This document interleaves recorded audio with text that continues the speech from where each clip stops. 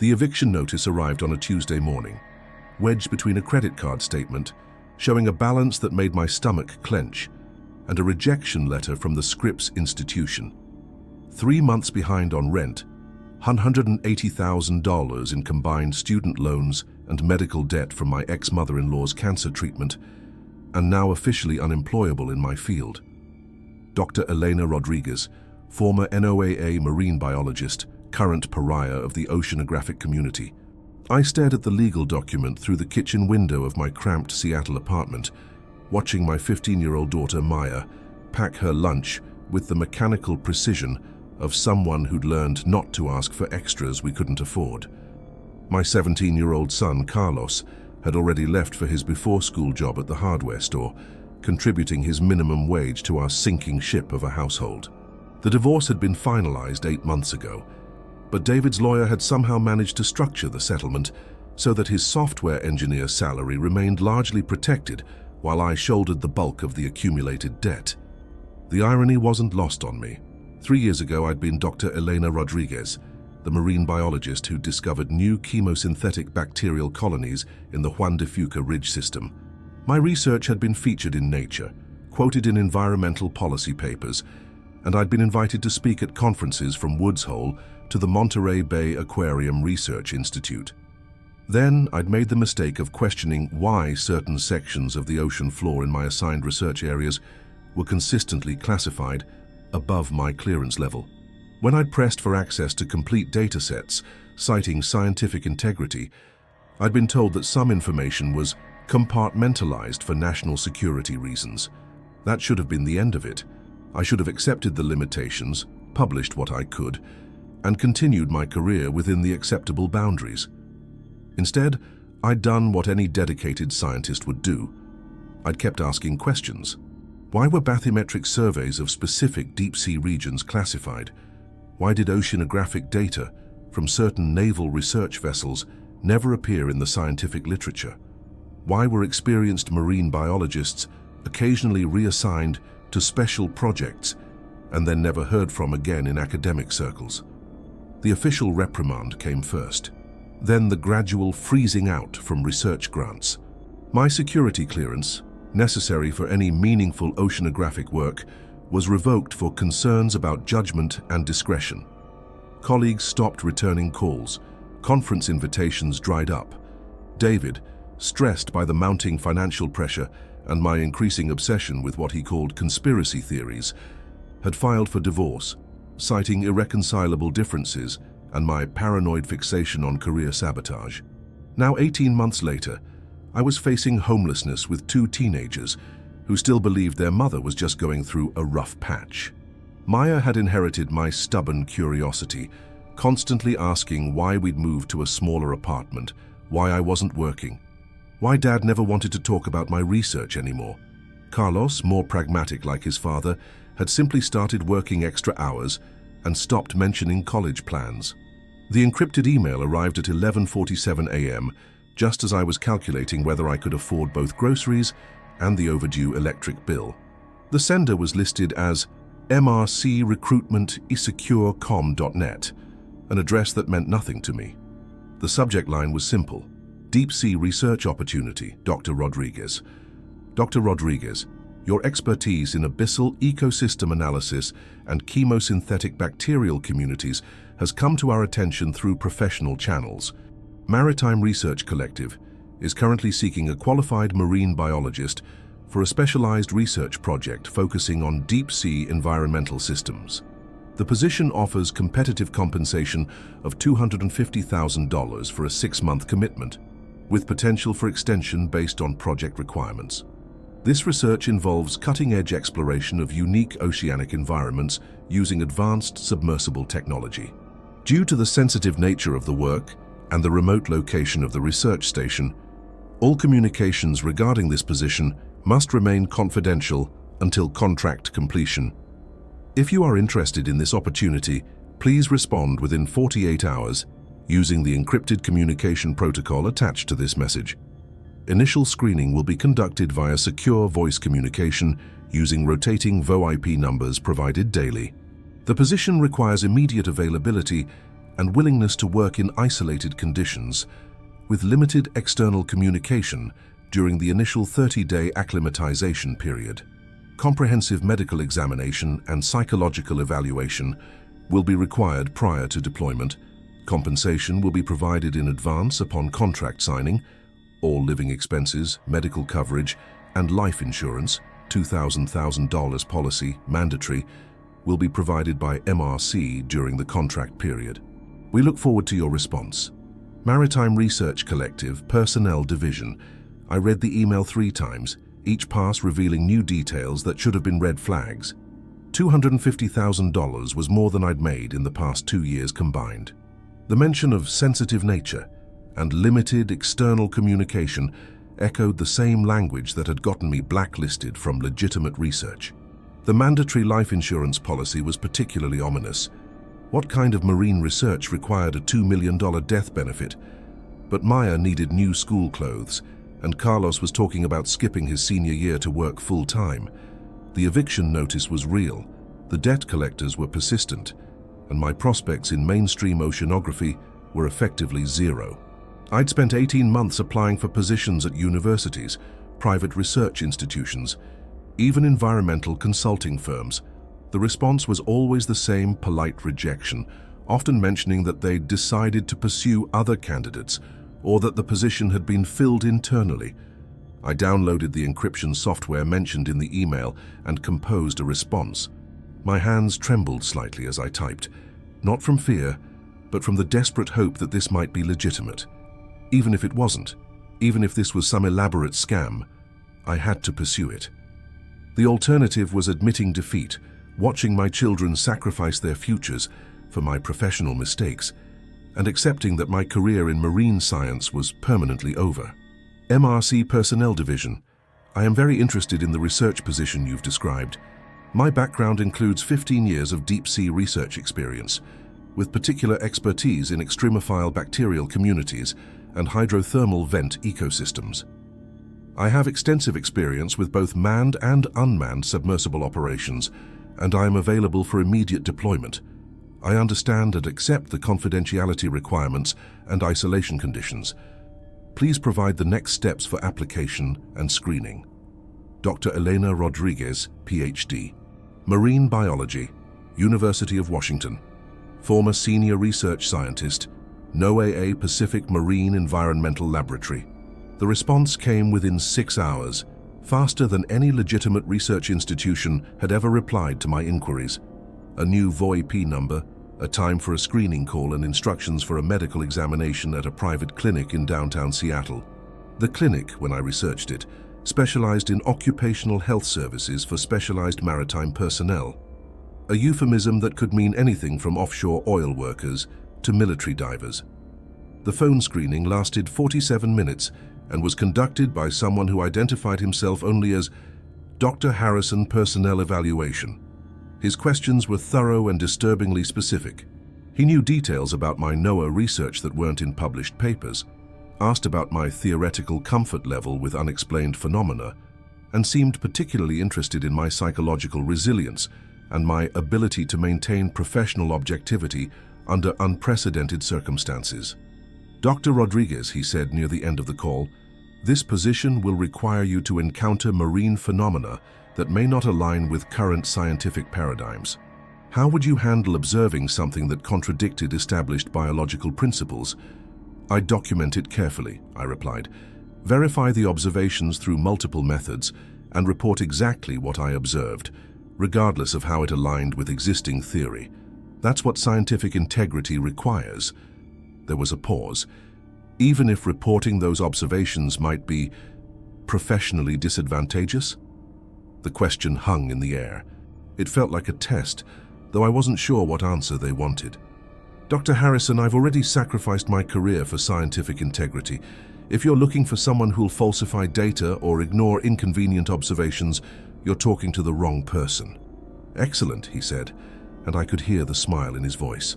That's exactly what we need to hear. The medical examination is scheduled for tomorrow at 2 p.m. Address and instructions are being sent to your secure email now. Assuming the results are satisfactory, you'll receive deployment details within 72 hours.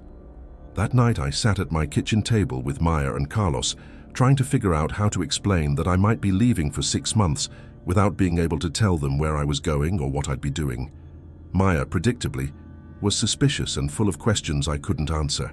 Carlos was more practical, asking about money and whether this would solve our financial problems. "It's marine research," I told them, which was true as far as it went. "The location is remote and communications are limited, but the pay is good enough to get us back on our feet." "Like research ship remote?" Maya asked. "Or secret government facility remote?" Sometimes her perceptiveness was unsettling. "I don't know yet, sweetheart, but it's legitimate work and it's what I'm trained to do." The medical examination was comprehensive beyond anything I'd experienced, even for previous positions requiring security clearances. Blood work, neurological tests, psychological evaluation, even an MRI to establish baseline brain function. The examining physician, Dr. Sarah Campbell, was professional but oddly thorough in her questions about my family medical history, particularly any instances of neurological disorders or unusual sensory experiences.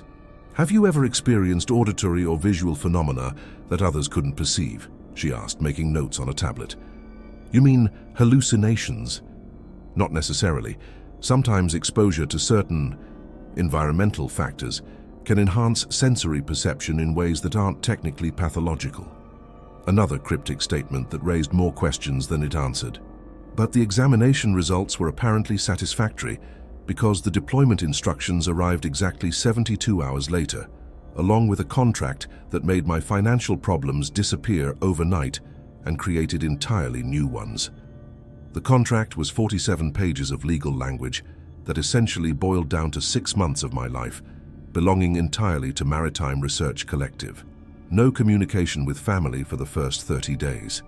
No disclosure of location, activities, or observations to any party not directly involved in the project. Complete submission to medical and psychological monitoring for the duration of exposure to specialized environmental conditions, and a termination clause that was more like a liability waiver. MRC was not responsible for adverse effects resulting from exposure to naturally occurring phenomena outside current scientific understanding. I signed it anyway. The alternative was losing my children's home, watching them sacrifice their education for minimum wage jobs, and accepting that my life's work had been permanently derailed by asking the wrong questions. At least this way, if something happened to me, they'd be financially secure. The deployment location would be provided only 48 hours before transport. I was to pack for 6 months in a maritime environment, bring all personal research materials and equipment I might need, and be prepared for immediate departure with no opportunity to return home once the mission began. 2 days later, the final instructions arrived. Seattle-Tacoma International Airport, Gate B12, 6 a.m. sharp. I would be met by MRC personnel and transported to Research Station Thetis 7 for immediate deployment. The coordinates were finally provided: 45-32 N 129°15W, roughly 400 miles off the Oregon coast, directly above the Cascadia subduction zone. As I packed my bags that final night, listening to my children sleep in the next room, I tried to convince myself that I was making a rational decision based on available information.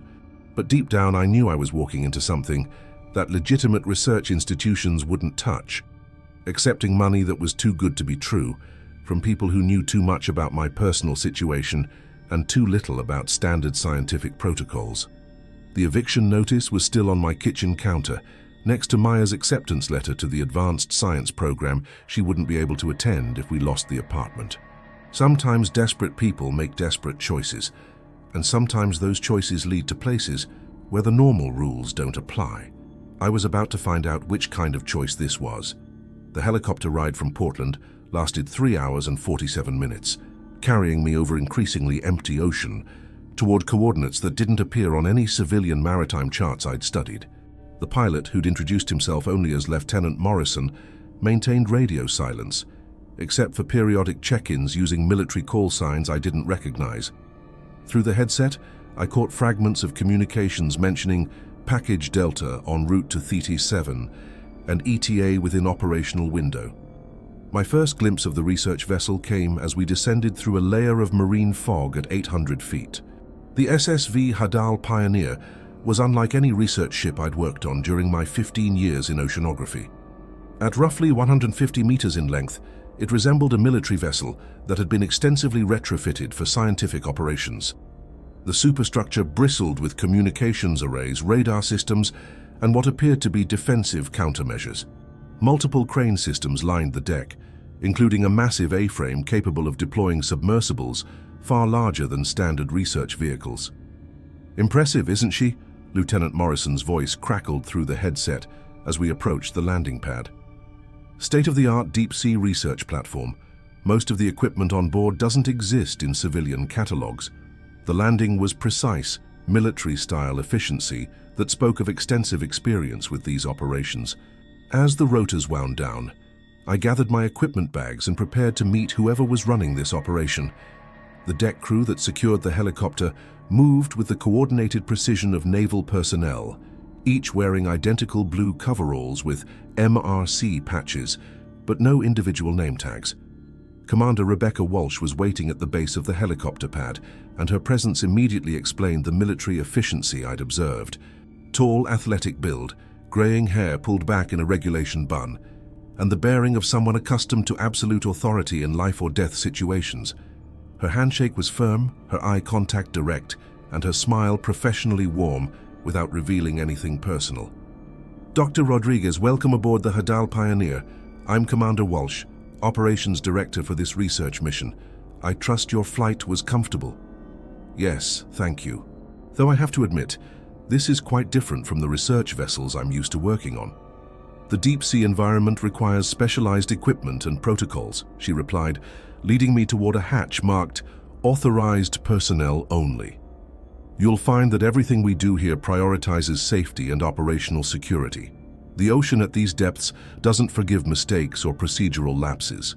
The interior of the ship was a maze of narrow corridors, lined with equipment I didn't immediately recognize.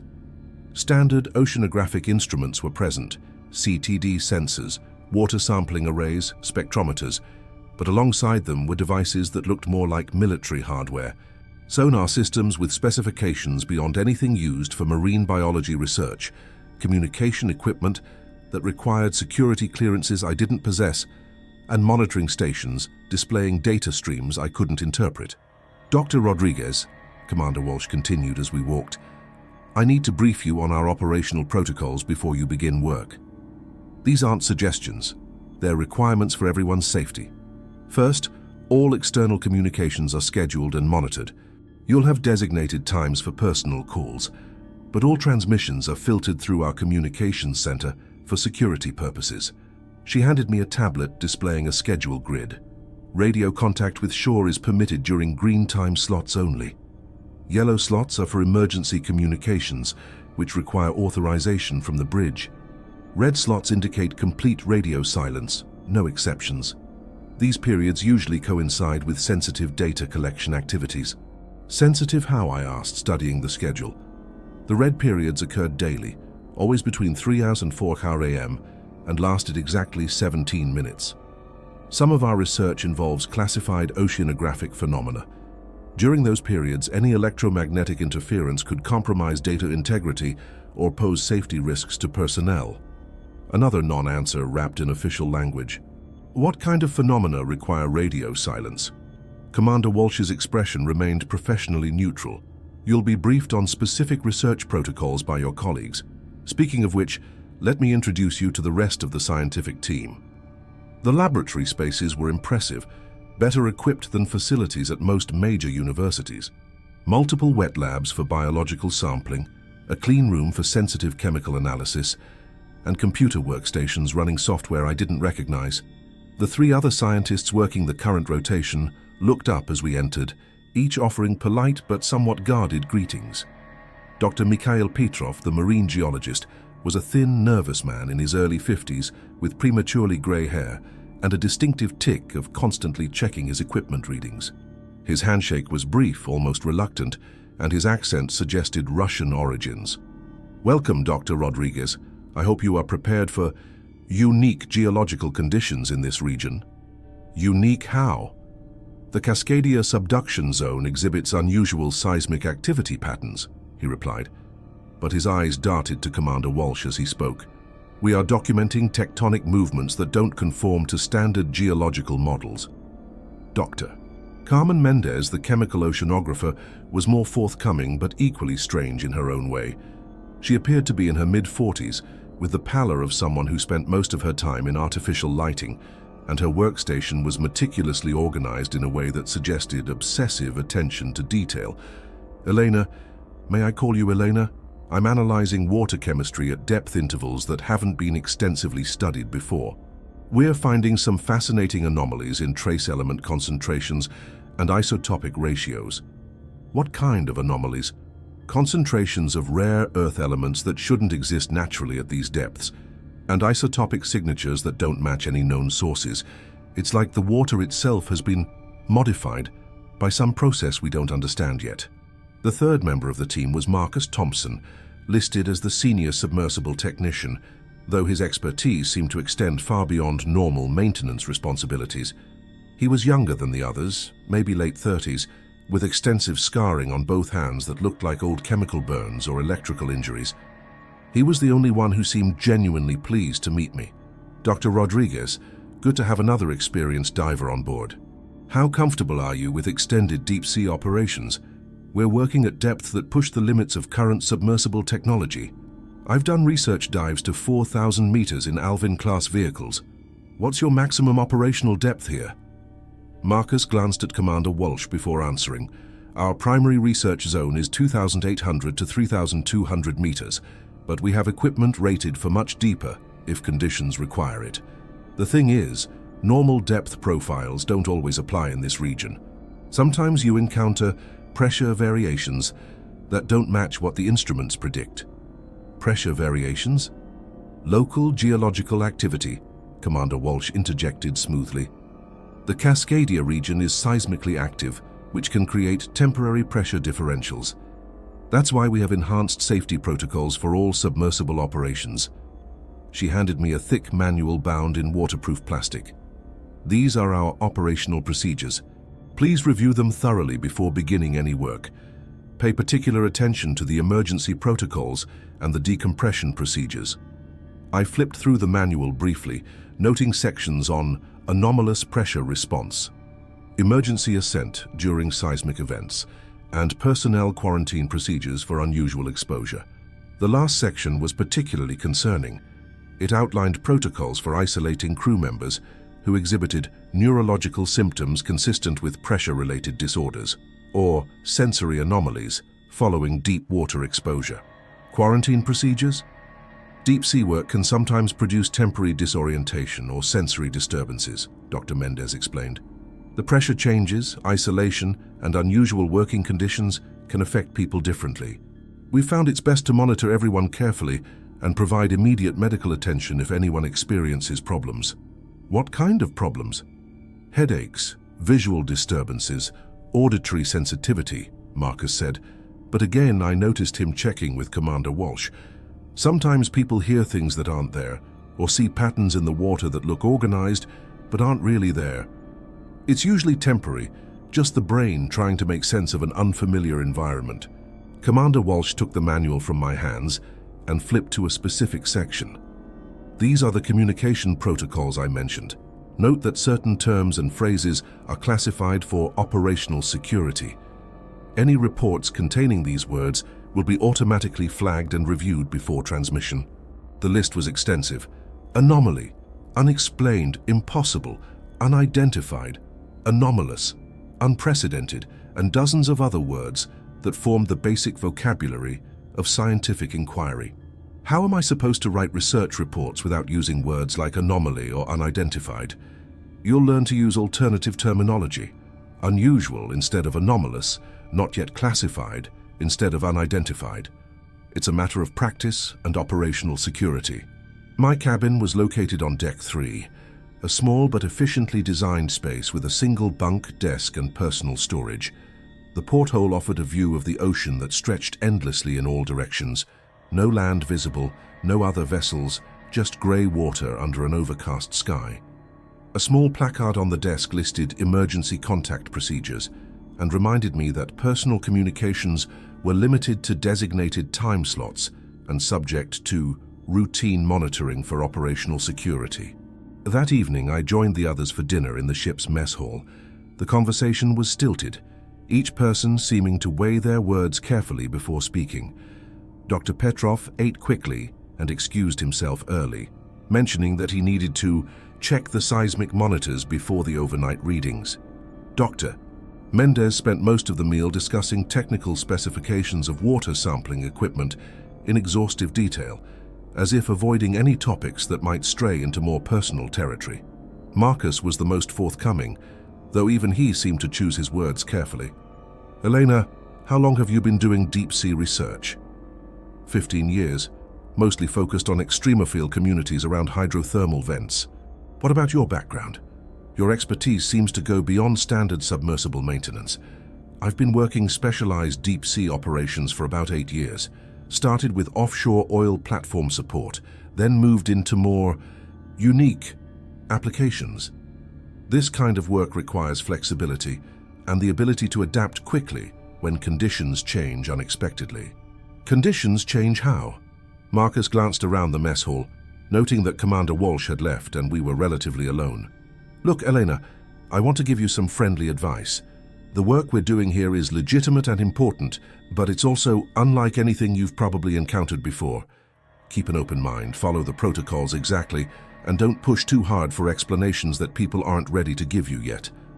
That sounds ominous. It's not meant to. It's just that this region has properties that don't always fit with standard oceanographic models. The more experienced you become with the local conditions, the more everything will make sense. But rushing that process can be counterproductive. After dinner, I returned to my cabin and attempted to make my first personal call home. The communication system required multiple authorization codes and connected through a routing system that introduced noticeable delays. Maya answered on the fourth ring, and her voice sounded distant and slightly distorted. "Mom, where are you? This connection is terrible." "I'm on the research ship, sweetheart. The satellite communication isn't great, but I wanted to check in. How was school today?" We talked for about 10 minutes, but every word seemed to echo strangely, and I noticed a persistent background noise that sounded almost like whispers in a language I couldn't identify. When I mentioned the audio problems to the communications technician afterward, he assured me that atmospheric conditions sometimes interfere with satellite transmissions and that the quality would improve as I learned to work with the equipment. That night, lying in my narrow bunk and listening to the unfamiliar sounds of the ship, I tried to process everything I'd observed during my first day aboard the Hadal Pioneer. The vessel was clearly equipped for operations far beyond standard marine research. The crew moved with military precision and maintained levels of operational security that seemed excessive for biological surveys. My colleagues were competent scientists, but each seemed to be carrying knowledge they weren't prepared to share with a newcomer. Most troubling were the consistent hints that the research area exhibited properties that didn't fit standard models or required alternative terminology to describe. In 15 years of deep-sea work, I'd encountered plenty of unexpected phenomena, but I'd never worked with scientists who seemed reluctant to discuss their observations using standard scientific language. At 3 a.m. I was awakened by a subtle change in the ship's engine noise and the sound of equipment being activated on the deck above. Through my porthole, I could see lights moving in coordinated patterns on the water's surface and what appeared to be a large object being lowered over the side. The operation lasted exactly 17 minutes, matching the red communication blackout periods on the schedule Commander Walsh had shown me. When I dressed and went up on deck to investigate, a crewman politely but firmly directed me back to the cabin areas. "Routine equipment maintenance, Dr. Rodriguez. For safety reasons, scientific personnel are restricted to quarters during these operations." Equipment maintenance that required complete radio silence and occurred at the same time every night. I was beginning to understand that my real education about the nature of this research mission was only just beginning, and that the questions I was naturally inclined to ask might not be welcome here. As I returned to my cabin, I made a mental note to pay closer attention to the timing and nature of these routine maintenance activities. Whatever was happening during those 17-minute blackout periods was clearly central to the real purpose of the Hadal Pioneers mission. And if my experience with classified oceanographic data had taught me anything, it was that the most interesting scientific discoveries were often the ones that required alternative terminology to describe. My first week aboard the Hadal Pioneer settled into what appeared to be a routine scientific operation, though one conducted under the strictest protocols I'd ever encountered. Each morning began at 0600 with a briefing from Commander Walsh, reviewing weather conditions, operational schedules, and what she termed environmental status updates, information about water conditions that seemed far more detailed than necessary for basic biological research. The work itself was fascinating, even if the context remained frustratingly opaque. My assigned research focus was cataloging benthic communities at depths between 2,800 and 3,200 meters, using the ship's advanced ROV systems and occasionally the manned submersible Deep Observer. The equipment was extraordinary. Cameras with resolution capabilities I'd never seen, sampling devices that could collect specimens while maintaining perfect environmental isolation, and sensors that measured parameters I didn't recognize from standard oceanographic instruments. Dr. Petrov had assigned me to survey grid coordinates that formed a precise geometric pattern across roughly 50 square kilometers of seafloor. When I asked about the logic behind the survey design, he'd mumbled something about optimal coverage for geological monitoring, while nervously adjusting his equipment settings. The coordinates didn't correspond to any natural features I could identify from the bathymetric charts, but rather seemed to form concentric circles around a central point that wasn't included in my assigned survey area. The biological data I was collecting was unprecedented, but in ways that made me increasingly uncomfortable. The benthic communities showed organization patterns that defied everything I knew about deep-sea ecology. Instead of the random distribution typical of abyssal organisms, I was documenting species arrangements that appeared almost intentional. Xenophyophories, single-celled organisms that typically grew in isolated clusters, were forming elaborate geometric patterns across hundreds of meters of seafloor. Deep-sea amphipods, normally solitary scavengers, were moving in coordinated groups with navigation precision that suggested some form of collective guidance system. Most disturbing were the bacterial mats around hydrothermal seeps, which showed bioluminescent activity in synchronized pulses that occurred every 72 hours with chronometer accuracy. "Dr. Mendez," I asked during our third day working together, "have you seen bacterial colonies that maintain synchronized bioluminescence cycles over such large areas?" She looked up from her water samples, and I noticed she'd been working for 14 straight hours again. Bacterial communication through quorum sensing can coordinate activity across significant distances. What you're observing is probably just a more efficient version of normal bacterial signaling. But the synchronization is perfect across kilometers of seafloor.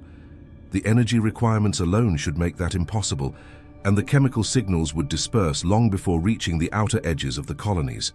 "Elena," she said carefully, "I've learned that this region exhibits biological phenomena that don't always conform to textbook explanations. Sometimes it's better to document what you observe rather than trying to force it into existing theoretical frameworks."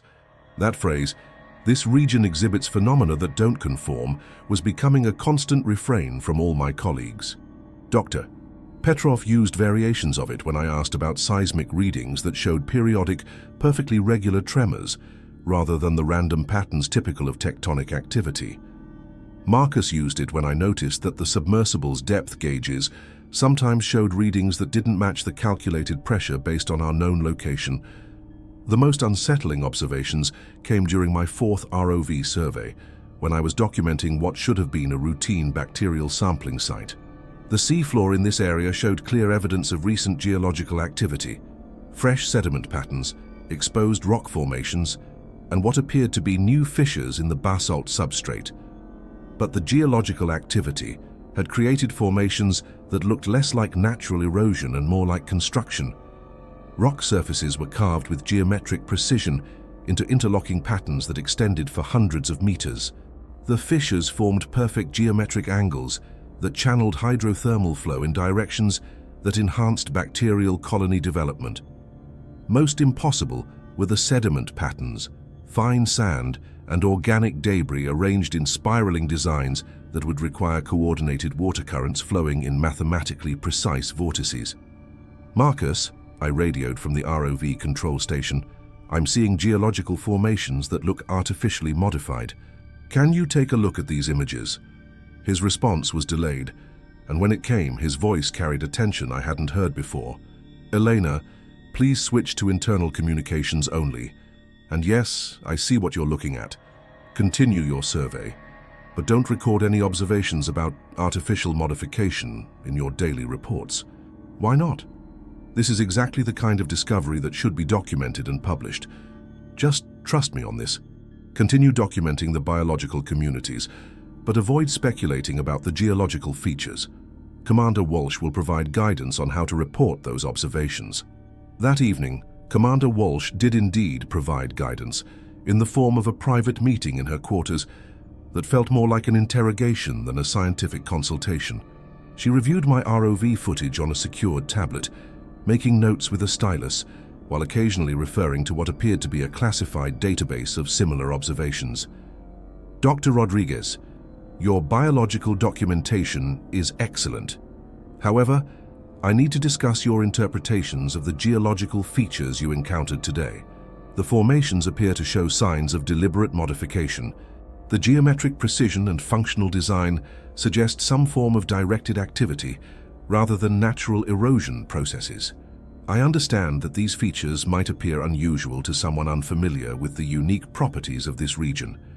However, the Cascadia subduction zone exhibits tectonic processes that can create formations resembling artificial construction. Your reports should focus on the biological communities you were assigned to study." "Commander Walsh, I'm a scientist. If I observe something that challenges current understanding, I have an obligation to document and report it accurately." Her expression remained professionally neutral, but her voice carried an edge of authority that reminded me this was a military operation, not an academic research cruise. "Dr. Rodriguez, your obligation is to complete the research objectives outlined in your contract while following operational protocols designed to ensure everyone's safety. Some phenomena in this region require specialized interpretation that will be provided by personnel with appropriate clearance levels." She handed me a revised reporting template that included specific language for describing geological features of uncertain origin and biological communities exhibiting enhanced organizational behavior.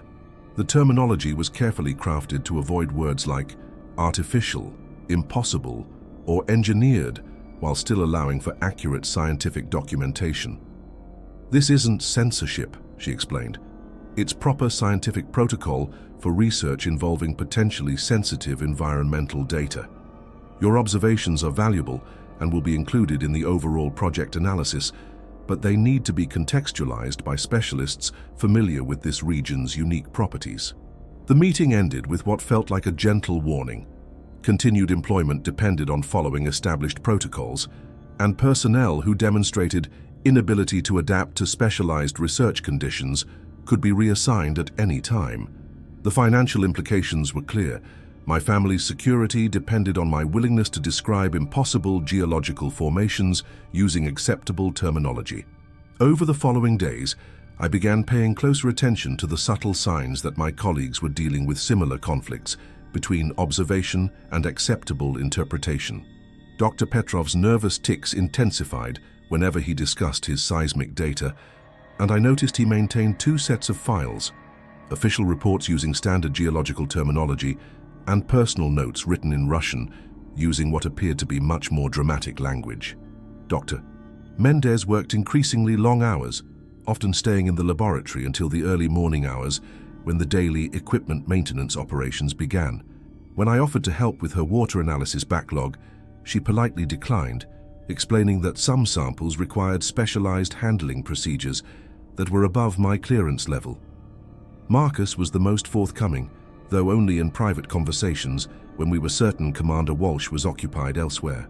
During one late evening equipment check, he pulled me aside for a conversation that finally provided some context for the strange observations I'd been struggling to interpret. Elena, how familiar are you with deep-sea mining operations? Fairly familiar. I've done environmental impact assessments for several proposed mining sites. Why? What about military deep-sea operations? Submarine warfare, underwater construction projects, that kind of thing? Less familiar, but I understand the basic concepts. Are you saying this region has been used for military construction? Marcus looked around nervously before responding. I'm saying that governments have been doing things in deep ocean environments for decades that aren't in any public scientific literature. Sometimes those activities leave traces that can look like natural phenomena if you don't know what to look for. What kind of activities? Underwater installations, experimental materials testing, weapons research. The deep ocean is the perfect place to conduct operations that need to remain classified, because the only people who can observe them are scientists like us, and scientists can be managed through research contracts and security clearances. Are you saying we're documenting evidence of classified military operations? I'm saying that some of the things you're seeing might have explanations that aren't biological or geological, and I'm saying that asking too many questions about those explanations isn't good for career longevity in this line of work. That night I lay awake thinking about Marcus's implications and reviewing my observations from the past week. The geometric precision of the bacterial colonies, the coordinated movement of deep-sea organisms, the artificially carved rock formations. If these weren't natural phenomena, then someone or something was conducting large-scale engineering operations on the abyssal seafloor. But the scale was impossible. The formations I'd observed extended across kilometers, at depths where human construction would require technology far beyond current capabilities. And the biological responses suggested something even more troubling, that whatever was creating these formations was somehow influencing living organisms to organize themselves in ways that enhanced the artificial structures.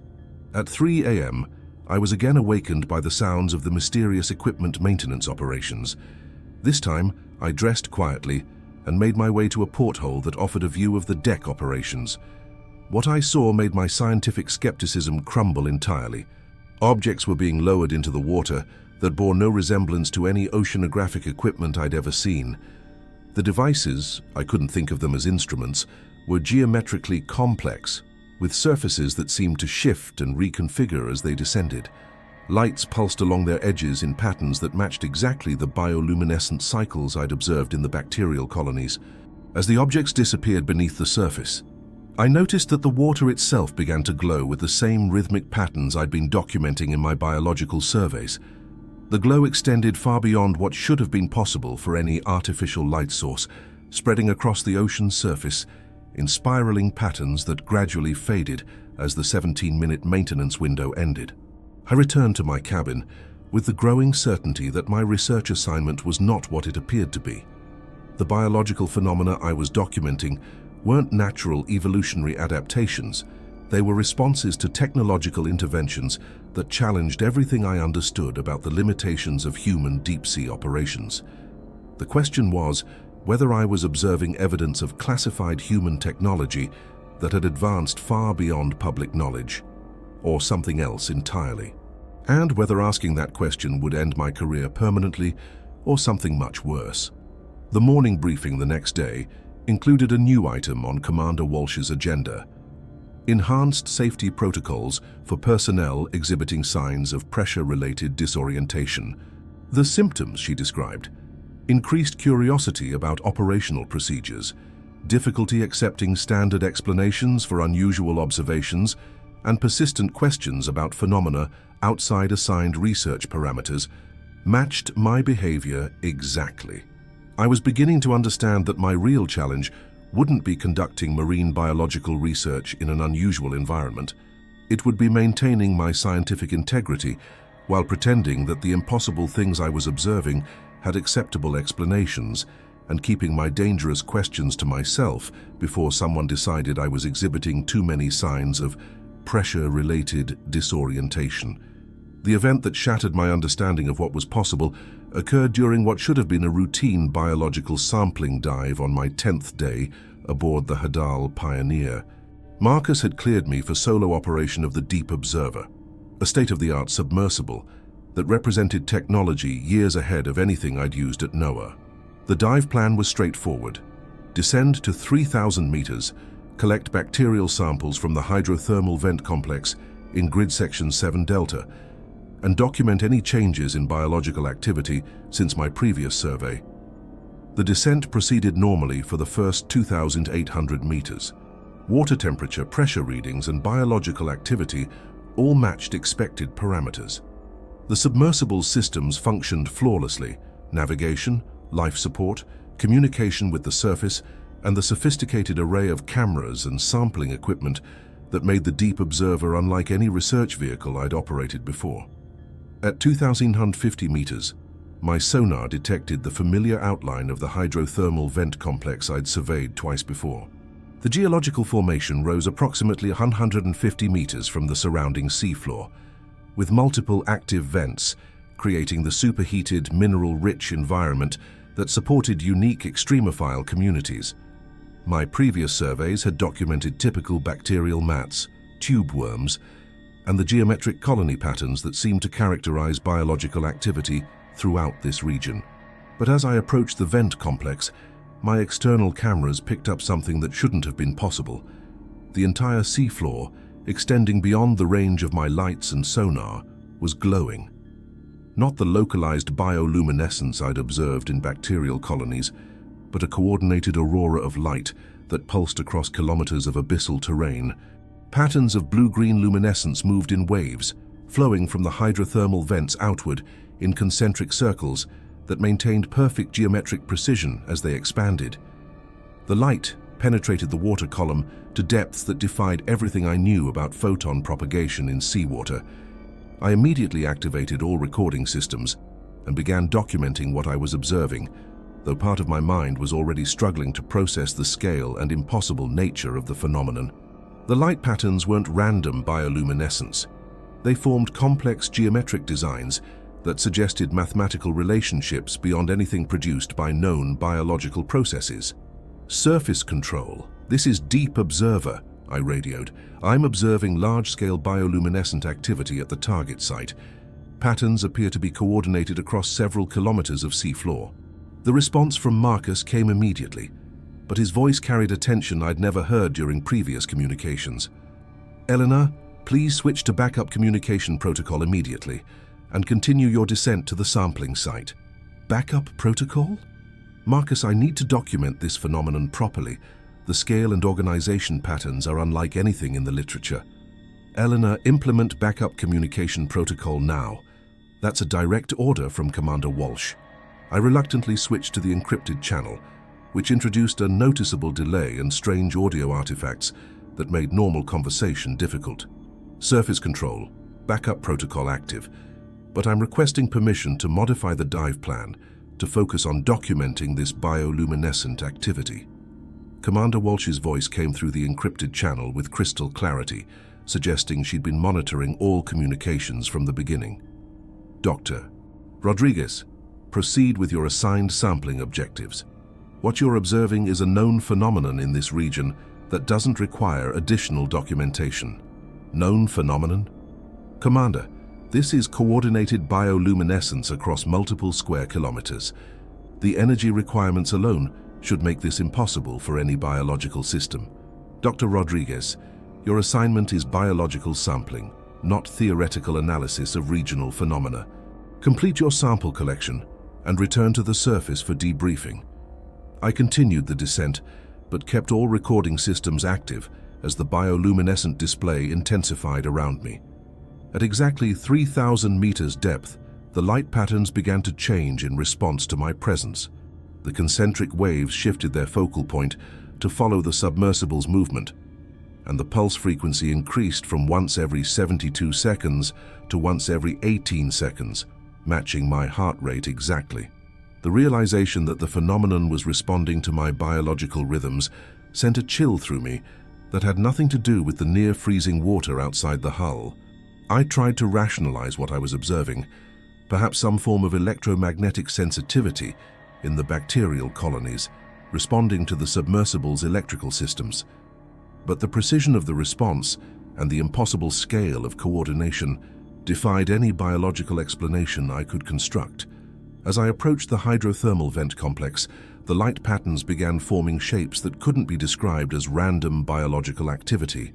Geometric forms, perfect hexagons, spiraling fractals, interlocking circular patterns, moved across the seafloor with mathematical precision.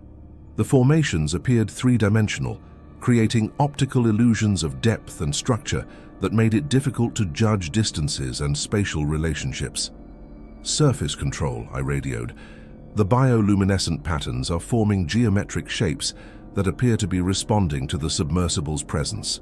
This doesn't match any known bacterial behavior." "Dr. Rodriguez," came Dr. Petrov's voice, "what you are observing is normal bacterial response to deep-sea vehicle operations. Electromagnetic fields from the submersible can stimulate coordinated activity in photosynthetic organisms." "Dr. Petrov, there are no photosynthetic organisms at 3,000 meters depth, and the light patterns are forming three-dimensional geometric structures across several kilometers. This is not normal bacterial response to anything." The communication channel went silent for nearly a minute before Commander Walsh responded. "Dr. Rodriguez, implement Procedure 7 immediately and return to sample collection activities." I checked my protocol manual and found Procedure 7 under Medical Emergency Protocols, instructions for personnel experiencing sensory distortions during deep-sea operations. The procedure required immediate administration of medication from the submersible's emergency medical kit and prompt return to the surface for psychological evaluation. "Commander Walsh, I'm not experiencing sensory distortions. I'm documenting an unprecedented biological phenomenon that's being recorded by multiple independent camera systems. The footage will show exactly what I'm describing." "Dr. Rodriguez, the footage will be reviewed by qualified personnel. Your immediate responsibility is to complete your assigned sampling and return safely to the surface." I realized that continuing to argue would only result in my immediate removal from the mission, eliminating any chance of documenting what I was observing. Instead, I began collecting the required bacterial samples while continuing to record the impossible light display occurring around me. As I maneuvered the submersible sampling arm toward a bacterial mat near one of the active vents, the bioluminescent patterns suddenly shifted to form a perfect spiral leading directly to my sampling location. The coordination was so precise that it appeared the bacterial colonies were guiding me toward specific collection sites.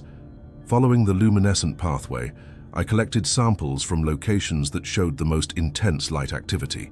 The bacterial mats at these sites were unlike anything I'd observed before, not just in their bioluminescent capability, but in their physical structure. Under the submersible's microscopic cameras, the bacterial colonies showed organization patterns that resembled electronic circuits more than biological tissue.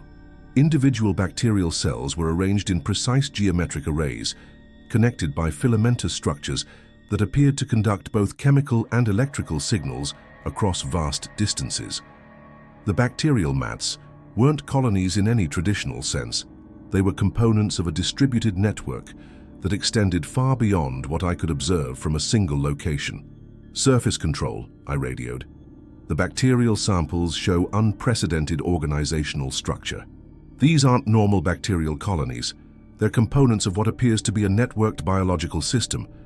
"Dr. Rodriguez," Dr. Mendez's voice came through the channel. "Bacterial communities in extreme environments often exhibit enhanced organizational behaviors. What you're observing is an adaptation to the unique chemical and pressure conditions in this region. Dr. Mendez, these bacteria are arranged like electronic circuits.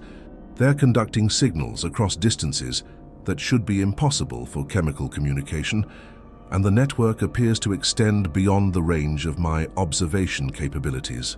The communication channel went silent again, and I realized that my colleagues were consulting with Commander Walsh or other personnel about how to respond to my increasingly detailed observations. When the channel reopened, it was Commander Walsh speaking with the tone of someone delivering final instructions. "Dr.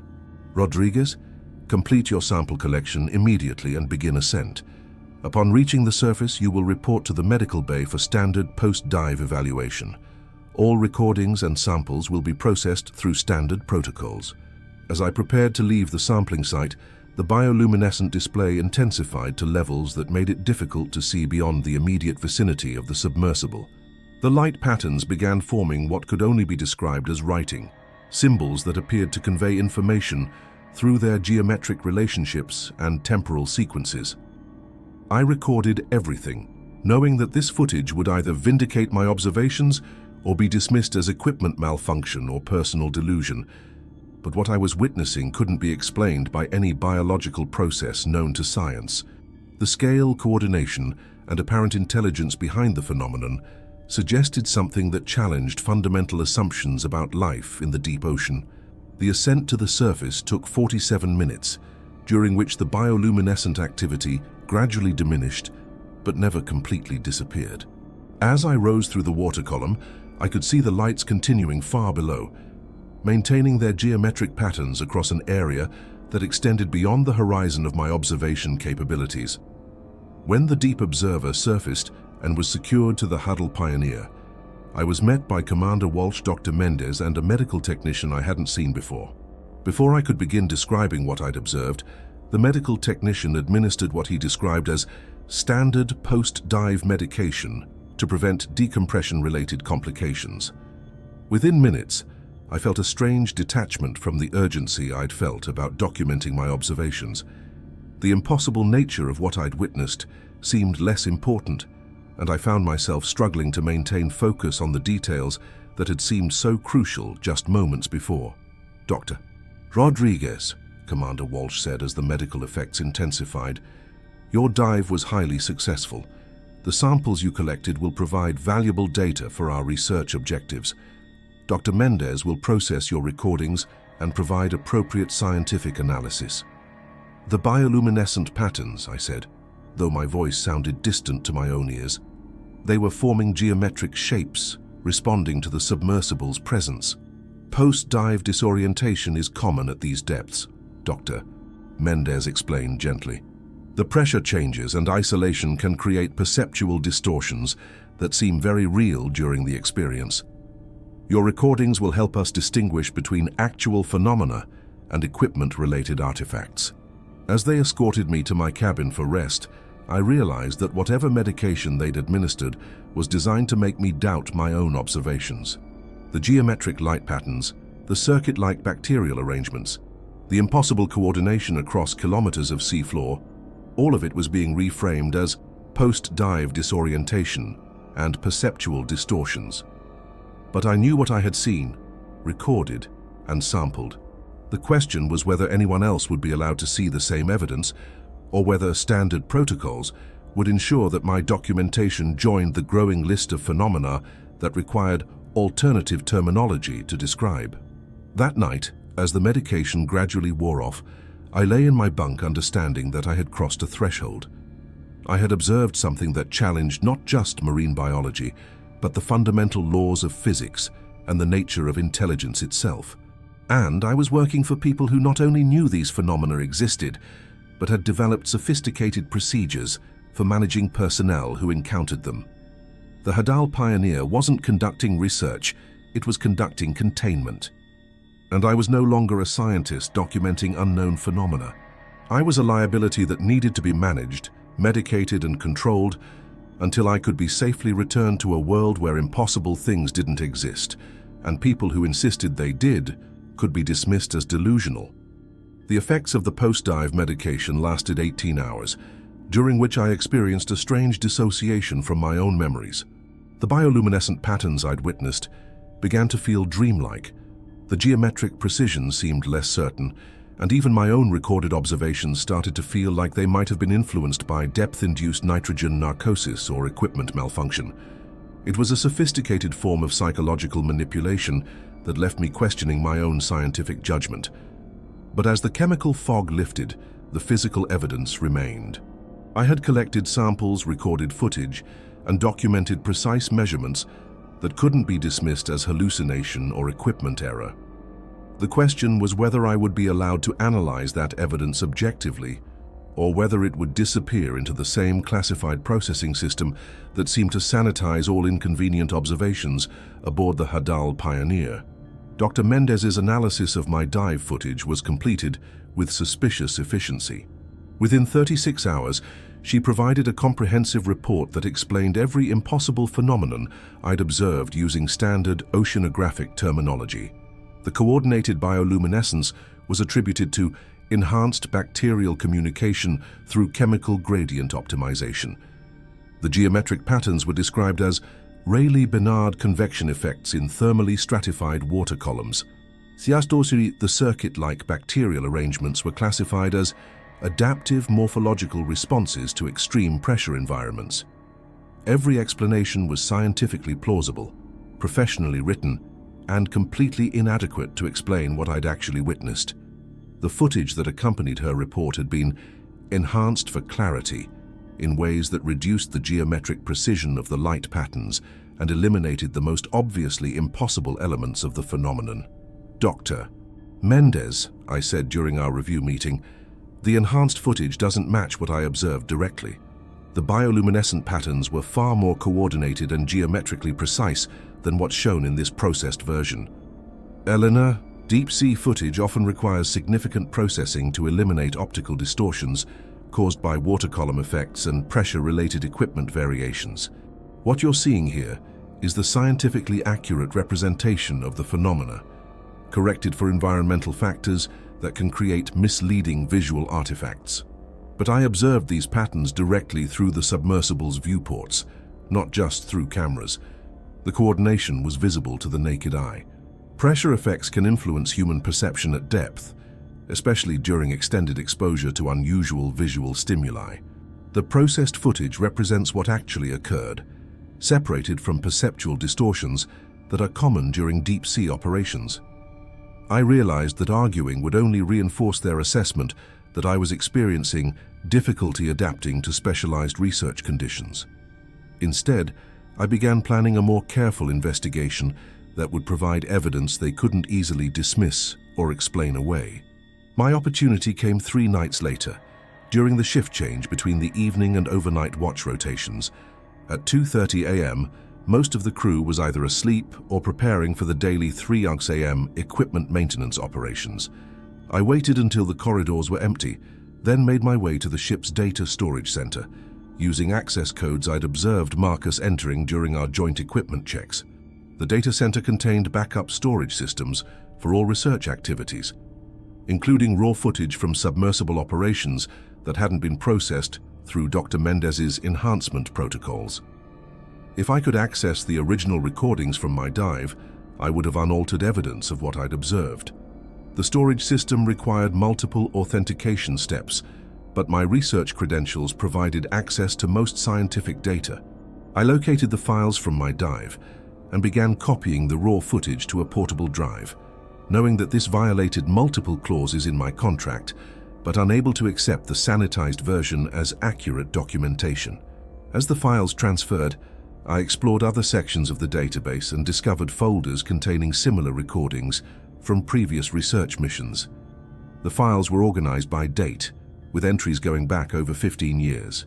Each folder contained raw footage, processed scientific analysis versions, and what appeared to be classified reports written in military terminology rather than scientific language. I opened a folder from 2018 and found footage that made my own observations seem mundane by comparison. The recordings showed the same bioluminescent phenomena I'd witnessed, but with intensity and coordination that suggested the bacterial networks had grown significantly more sophisticated over time. More troubling were recordings from deeper submersible operations that showed structures on the seafloor that couldn't be described as biological or geological. The structures appeared to be constructed from materials that reflected light in impossible ways, with surfaces that seemed to exist in more dimensions than the 3-dimensional space around them. Geometric forms that hurt to look at directly, assemblages that reconfigured themselves when observed, and architectural elements that suggested engineering principles beyond current human understanding. Personnel records attached to these missions showed a disturbing pattern. Scientists assigned to document these phenomena typically completed single rotations before being reassigned to other projects or granted extended leave for medical reasons. Those who returned for multiple rotations showed increasingly erratic behavior patterns, and frequently required specialized psychological treatment that seemed to end their careers in mainstream oceanography. One folder contained personal notes written by Dr. James Peterson, who had apparently served as marine biologist on 3 different missions between 2015 and 2019. His earliest reports were professionally written and maintained scientific objectivity, despite describing impossible phenomena. His later notes became increasingly desperate and fragmented. The bacterial networks are learning. Each mission, they demonstrate increased coordination and apparent intelligence. Commander Walsh insists this is normal adaptation to research presence, but the mathematical precision of their responses suggests something beyond biological evolution. The structures aren't growing naturally, they're being constructed. Third mission, the networks recognized me immediately. Bioluminescent patterns began forming before I even reached operational depth. They're using the bacterial colonies as sensory extensions, monitoring everything we do. The geometric structures have expanded since my last visit. Whatever is building them is working continuously. Final dive.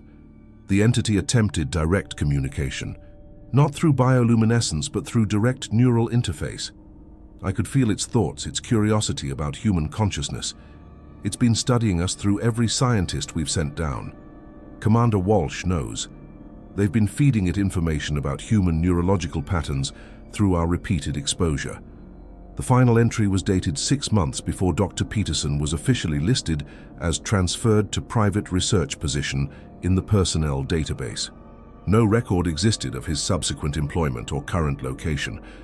I copied Dr. Peterson's files along with several other folders containing similar documentation from previous missions. The pattern was consistent. Scientists observed impossible phenomena. Their reports were sanitized through standard processing, and they were rotated out before they could develop comprehensive understanding of what they were studying. As I finished copying the files, I heard footsteps in the corridor outside the data center. I quickly closed all open folders and shut down the terminal, slipping the portable drive into my pocket just as Marcus appeared in the doorway. "Elena, what are you doing here at this hour?" I couldn't sleep and wanted to review some of my survey data. I was hoping to identify patterns that might explain the unusual biological organization I've been observing. Marcus looked at the darkened terminal and seemed to be calculating whether my explanation was credible. "You should be careful about accessing systems during off hours. Commander Walsh monitors all data access, and unauthorized research can be interpreted as security violation." "Unauthorized research? Elena, can we talk privately? There are things you need to understand before you get yourself into serious trouble." We moved to an empty equipment storage room where Marcus felt confident we wouldn't be overheard. His demeanor was more serious than I'd ever seen, and he spoke in the careful tones of someone who had experience discussing dangerous topics without triggering surveillance systems. "Dr. Peterson was a friend of mine," he began. "Brilliant marine biologist, dedicated scientist, completely professional in every way. He went through the same process you're experiencing now. Observed phenomena that challenged everything he knew about marine biology, tried to document it properly, and gradually realized that official scientific channels weren't interested in accurate documentation. What happened to him? He started investigating on his own, just like you're doing now. Access to data files, personal research, trying to develop comprehensive understanding of what we're really studying out here. The more he learned, the more convinced he became that the phenomena we observe aren't natural evolutionary processes." "What did he conclude?" Marcus was quiet for a long moment, weighing how much he could safely reveal.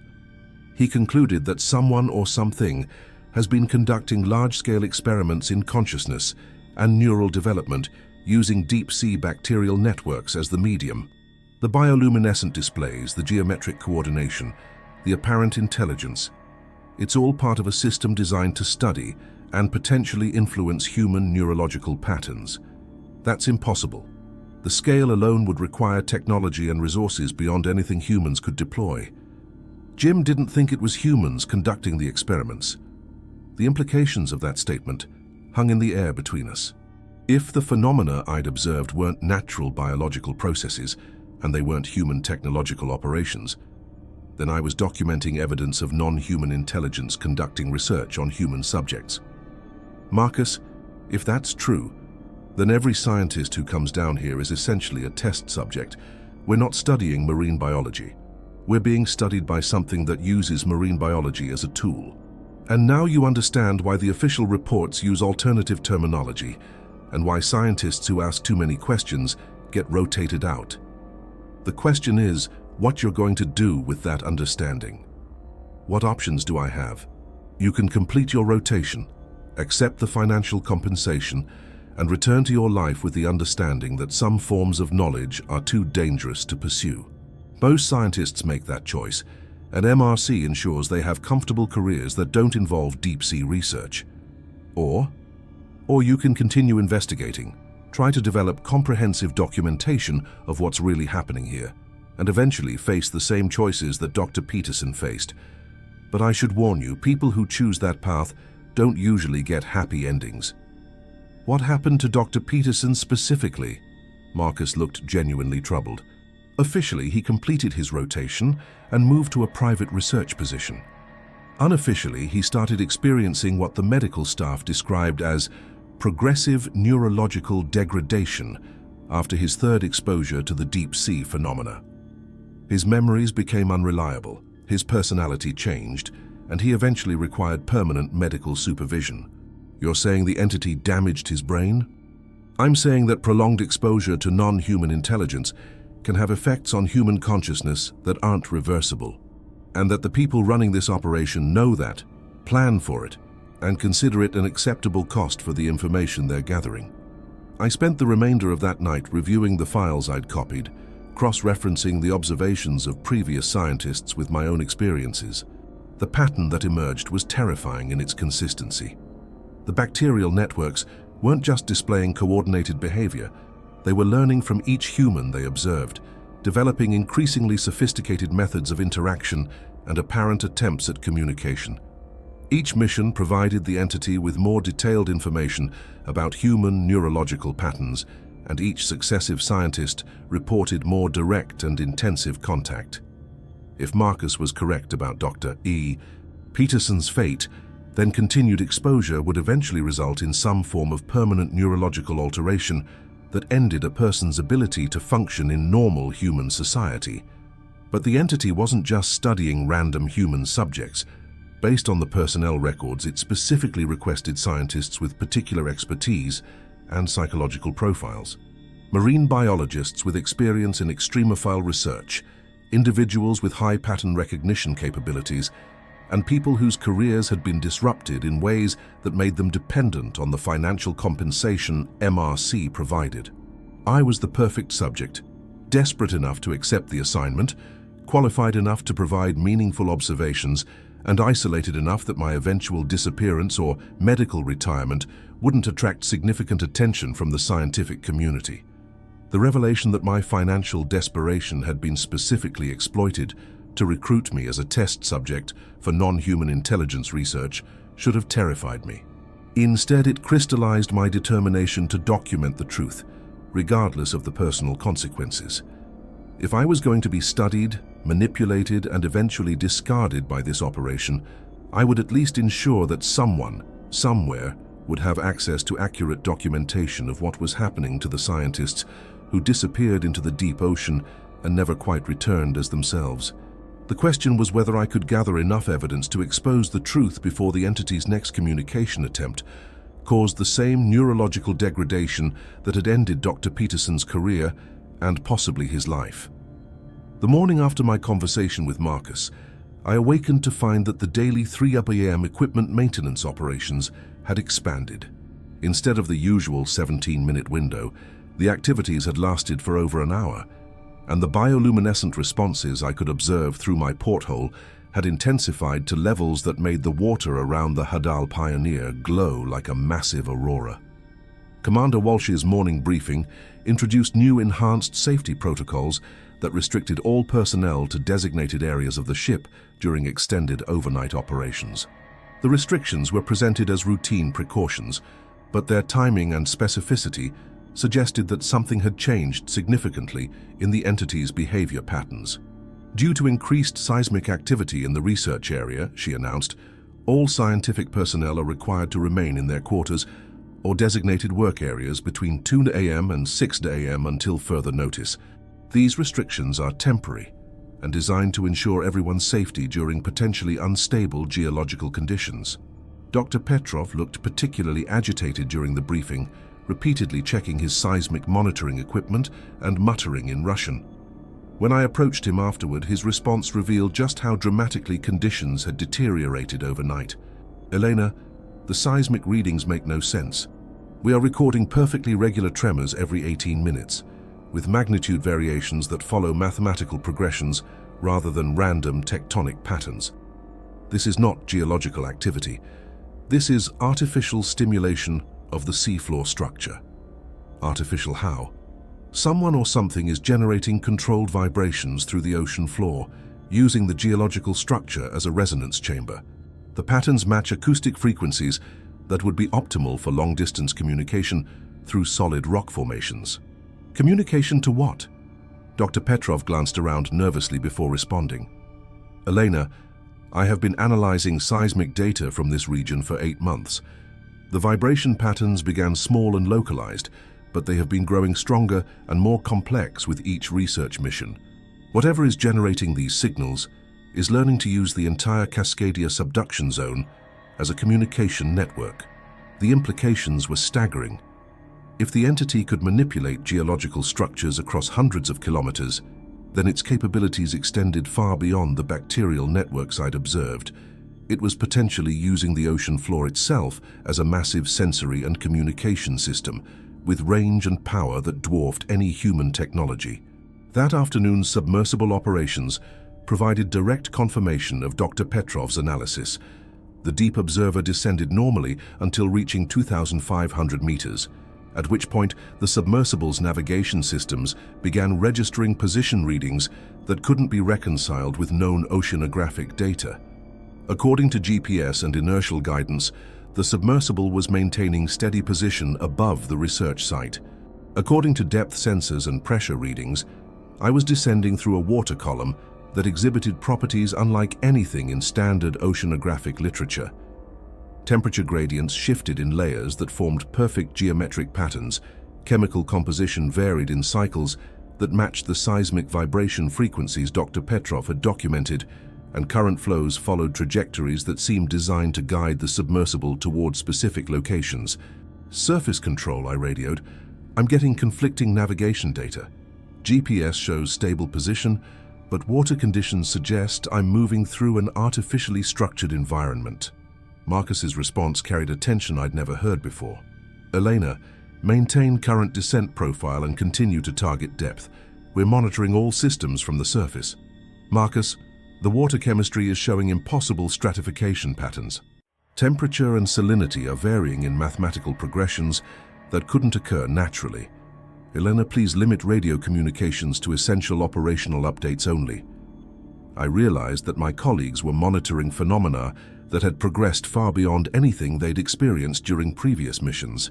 The entity wasn't just responding to our presence, it was actively manipulating the environment to create conditions that enhanced its ability to study and interact with human subjects.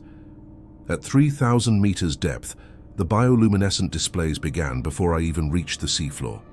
Patterns of light emerged from the darkness below, rising through the water column in formations that demonstrated three-dimensional coordination across vast distances. The lights weren't emanating from bacterial colonies on the ocean floor. They were projected through the water itself by sources I couldn't identify. The geometric patterns were more complex than anything I'd observed before, forming interlocking designs that appeared to convey information through their mathematical relationships. As I watched, the patterns began incorporating elements that seemed designed specifically for human interpretation, shapes that resembled mathematical symbols, color combinations that triggered recognition responses, and temporal sequences that matched human neurological rhythms. Surface control, the bioluminescent activity, has expanded into three-dimensional formations throughout the water column. The patterns appear to be attempting some form of structured communication. Elena, Dr. Mendez's voice came through the radio. Please proceed directly to the sampling site and avoid extended observation of peripheral phenomena. Dr. Mendez, this isn't peripheral. The entity is demonstrating capabilities far beyond anything we've documented before. It's actively trying to communicate, using visual patterns designed for human cognition. The radio channel went silent for nearly 2 minutes before Commander Walsh responded with instructions that made the true nature of our situation clear. Dr. Rodriguez, you are experiencing the effects of increased environmental pressure on human perception. Implement Medical Protocol Foxtrot immediately and return to the surface. Medical Protocol Foxtrot required immediate administration of sedatives designed to prevent panic responses to unusual sensory stimuli. But I wasn't panicking. I was documenting evidence of non-human intelligence that had progressed from passive observation to active attempts at direct communication. Commander Walsh, I'm not experiencing panic or sensory distortion. I'm observing coordinated bioluminescent patterns that demonstrate mathematical complexity and apparent intentional design for human interpretation. Dr. Rodriguez, implement Protocol Foxtrot immediately. That is a direct order. I realized that refusing the order would result in immediate termination of the dive and probably my removal from the mission. Instead, I pretended to administer the sedatives while continuing to document what I was observing. The entity's communication attempts were becoming more sophisticated by the minute, incorporating elements that suggested it had been studying human visual processing systems with scientific precision. As I approached the seafloor, the bioluminescent patterns began forming shapes that were unmistakably representational rather than abstract. Images that resembled neural networks, geometric forms that matched the structure of DNA helixes, and mathematical progressions that demonstrated understanding of human scientific concepts. The most disturbing development was that the patterns began incorporating elements from my own memories and experiences. Shapes that resembled the laboratory equipment I'd used at NOAA, color combinations that matched the clothing my children wore, and temporal rhythms that corresponded to my personal biological cycles in ways that suggested the entity had been studying me specifically for much longer than the few weeks I'd been aboard the Hadal Pioneer. When I finally reached the seafloor sampling site, I discovered that the bacterial colonies had undergone dramatic changes since my last visit. Instead of simple mats covering discrete areas around hydrothermal vents, the bacteria had formed elaborate three-dimensional structures that extended upward into the water column like underwater trees. The structures were clearly artificial, demonstrating engineering principles that created optimal flow patterns for nutrient distribution and waste elimination. More significantly, they incorporated materials that weren't biological in origin, metallic elements that formed conductive pathways through the bacterial matrix, creating hybrid biotechnological constructions that shouldn't have been possible with any known biological processes. Surface control, I radioed. The bacterial colonies have constructed three-dimensional structures incorporating non-biological materials. This represents unprecedented biotechnological integration. Eleanor, Marcus's voice carried barely controlled urgency. Collect your samples quickly and begin immediate ascent. We're detecting equipment malfunctions that could compromise your safety. What equipment malfunctions? Eleanor, begin ascent now. Do not delay for additional sampling or observation. As I collected bacterial samples from the hybrid structures, I noticed that my presence triggered responses that went beyond simple bioluminescence. The metallic elements within the bacterial matrix began generating electromagnetic fields that I could detect through the submersible's sensors. The fields pulsed in patterns that matched brainwave frequencies associated with human consciousness and memory formation. The realization that the entity was attempting to interact with my nervous system directly through electromagnetic stimulation sent genuine alarm through me. But before I could fully process the implications, the submersible systems began experiencing the equipment malfunctions Marcus had warned about. Navigation displays showed impossible readings. Depth sensors indicated I was simultaneously at multiple depths, and communication systems began picking up signals that weren't coming from the surface. The signals contained audio patterns that resembled human speech, but processed through filters that made the words sound like they were being spoken by something that understood language conceptually but had never used vocal cords. Elena, Rodriguez, Marine, biologist. The voice came through the communication system with crystalline clarity, though it shouldn't have been possible for any external source to access the encrypted channels. The entity was speaking my name, identifying my profession, demonstrating that it understood human language and had been studying my personal information. "Dr. Rodriguez, are you receiving unauthorized communications?" Commander Walsh's voice cut through the entity's transmission. "Commander, something is accessing our communication systems directly. It knows my name and background. Dr. Rodriguez, begin emergency ascent immediately. Do not respond to any external communications." The entity's voice continued as I initiated the ascent sequence, but its message became more complex and disturbing. "Elena Rodriguez, No A. Classifications. Questions. Truth. Dangerous. Learning. Growing. Understanding." It wasn't just speaking random words, it was referencing my career history, my conflicts with classified information, and my motivation for accepting the MRC assignment. The entity had access to personal information that should have been secure, suggesting either extensive surveillance capabilities or direct interface with human information systems. As the submersible rose through the water column, the bioluminescent displays followed my ascent, maintaining their communication attempts throughout the journey to the surface.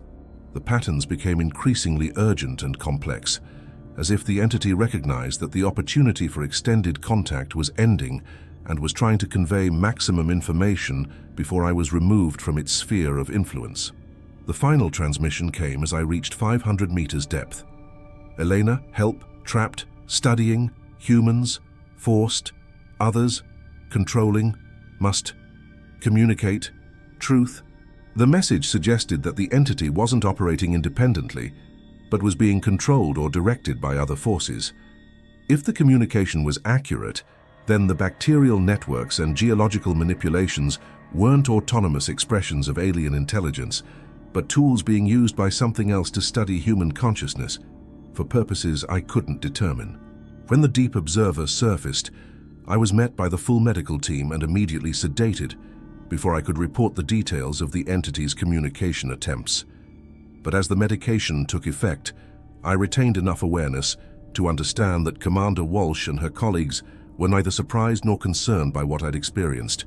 They were monitoring the communications, documenting the entity's growing sophistication, and using my responses to calibrate their understanding of how human consciousness reacted to direct contact with non-human intelligence. I wasn't a scientist conducting research. I was a test subject whose neurological responses were being studied by both the entity below and the human controllers above. The escalation wasn't accidental. Each mission was designed to push the boundaries of human-entity interaction further, testing the limits of human psychological adaptation to impossible phenomena. And I was apparently producing exactly the kind of data they needed to refine their understanding of how non-human intelligence could interface with human consciousness without causing immediate psychological collapse. As consciousness faded, I realized that the entity's plea for help might have been genuine. If it was being controlled and forced to study humans against its will, then both the entity and the scientists were victims of whoever was actually directing these operations. The question was whether I would retain enough cognitive function after this exposure to investigate that possibility, or whether I would join Dr. Peterson and others whose minds had been permanently altered by prolonged contact with intelligence beyond human comprehension.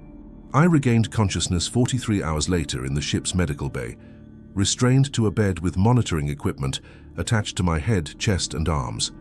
The readings on the screens showed neurological activity patterns I didn't recognize, and the medical technician monitoring my vital signs seemed more interested in recording data than ensuring my comfort or recovery. Dr. Mendez was sitting beside the bed, reviewing what appeared to be detailed brain scans and neurochemical analysis reports. When she noticed I was conscious, her expression showed a mixture of scientific curiosity and genuine concern that made me understand how dire my situation had become. "Elena, how are you feeling? Any disorientation, memory gaps, or unusual sensory experiences?" "I feel like I've been drugged for 2 days and had my brain studied like a laboratory specimen." which appears to be exactly what happened. The sedation was necessary to prevent potential neurological damage from the entity's communication attempts. Direct interface with non-human intelligence can cause permanent alterations to human brain chemistry and cognitive function. Dr. Mendez, the entity was trying to tell me it was being controlled. It said it was forced to study humans and asked for help. If that's true, then we're all victims of whatever is actually running this operation. She looked genuinely surprised, then immediately glanced at the monitoring equipment to ensure our conversation was being recorded. Elena, you experienced extensive electromagnetic exposure during your dive. The communication patterns you perceived might not represent genuine entity intentions, but rather neurological responses to artificial stimulation. Carmen, stop using the approved terminology and tell me what you really think is happening here. She was quiet for several minutes, clearly weighing the risks of honest communication against the consequences of continued deception. When she finally spoke, it was in the low, careful tones of someone sharing information that could end her career, or worse. Elena, I've been analyzing water samples and biological specimens from this region for 2 years. The chemical compositions I've documented are impossible according to known biochemistry.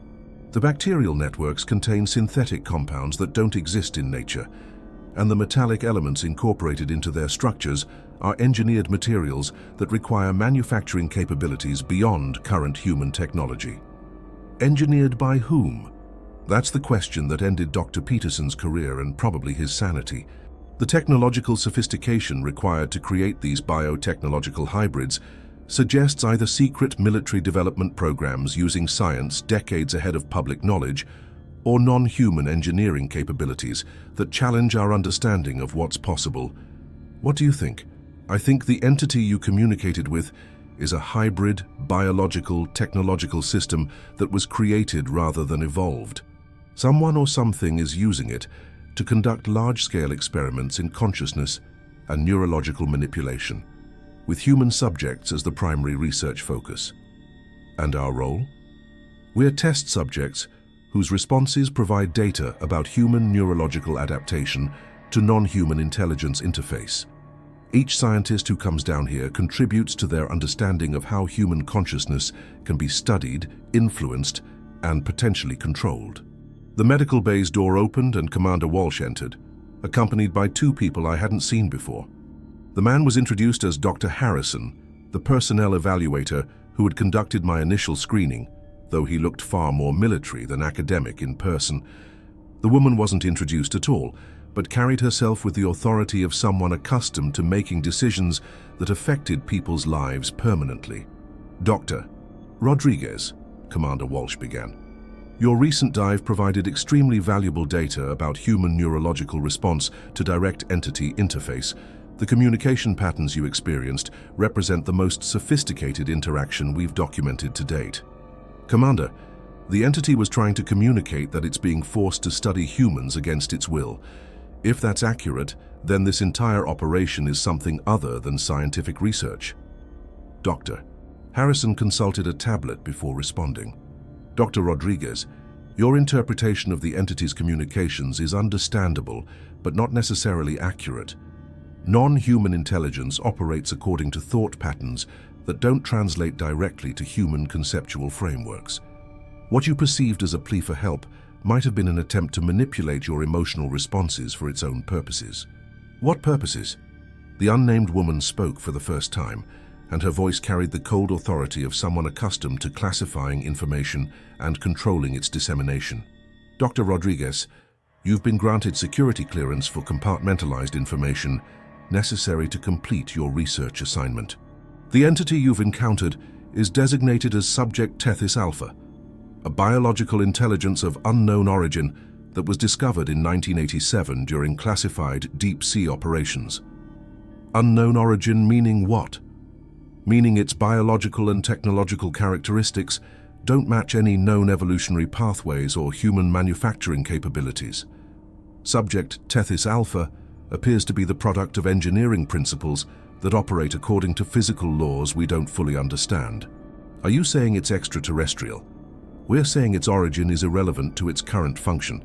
Subject Tethys Alpha has demonstrated unprecedented capabilities for studying and interfacing with human consciousness. These capabilities provide opportunities for developing human neurological enhancement technologies that could revolutionize medicine, psychology, and human cognitive potential. The horrifying implications became clear. The entity wasn't just being studied. It was being used as a tool for human enhancement research that required live test subjects to calibrate its capabilities. Every scientist brought to this location was exposed to increasingly sophisticated neurological manipulation to determine the limits and possibilities of human-entity interface. "You're using it to experiment on human consciousness," I said.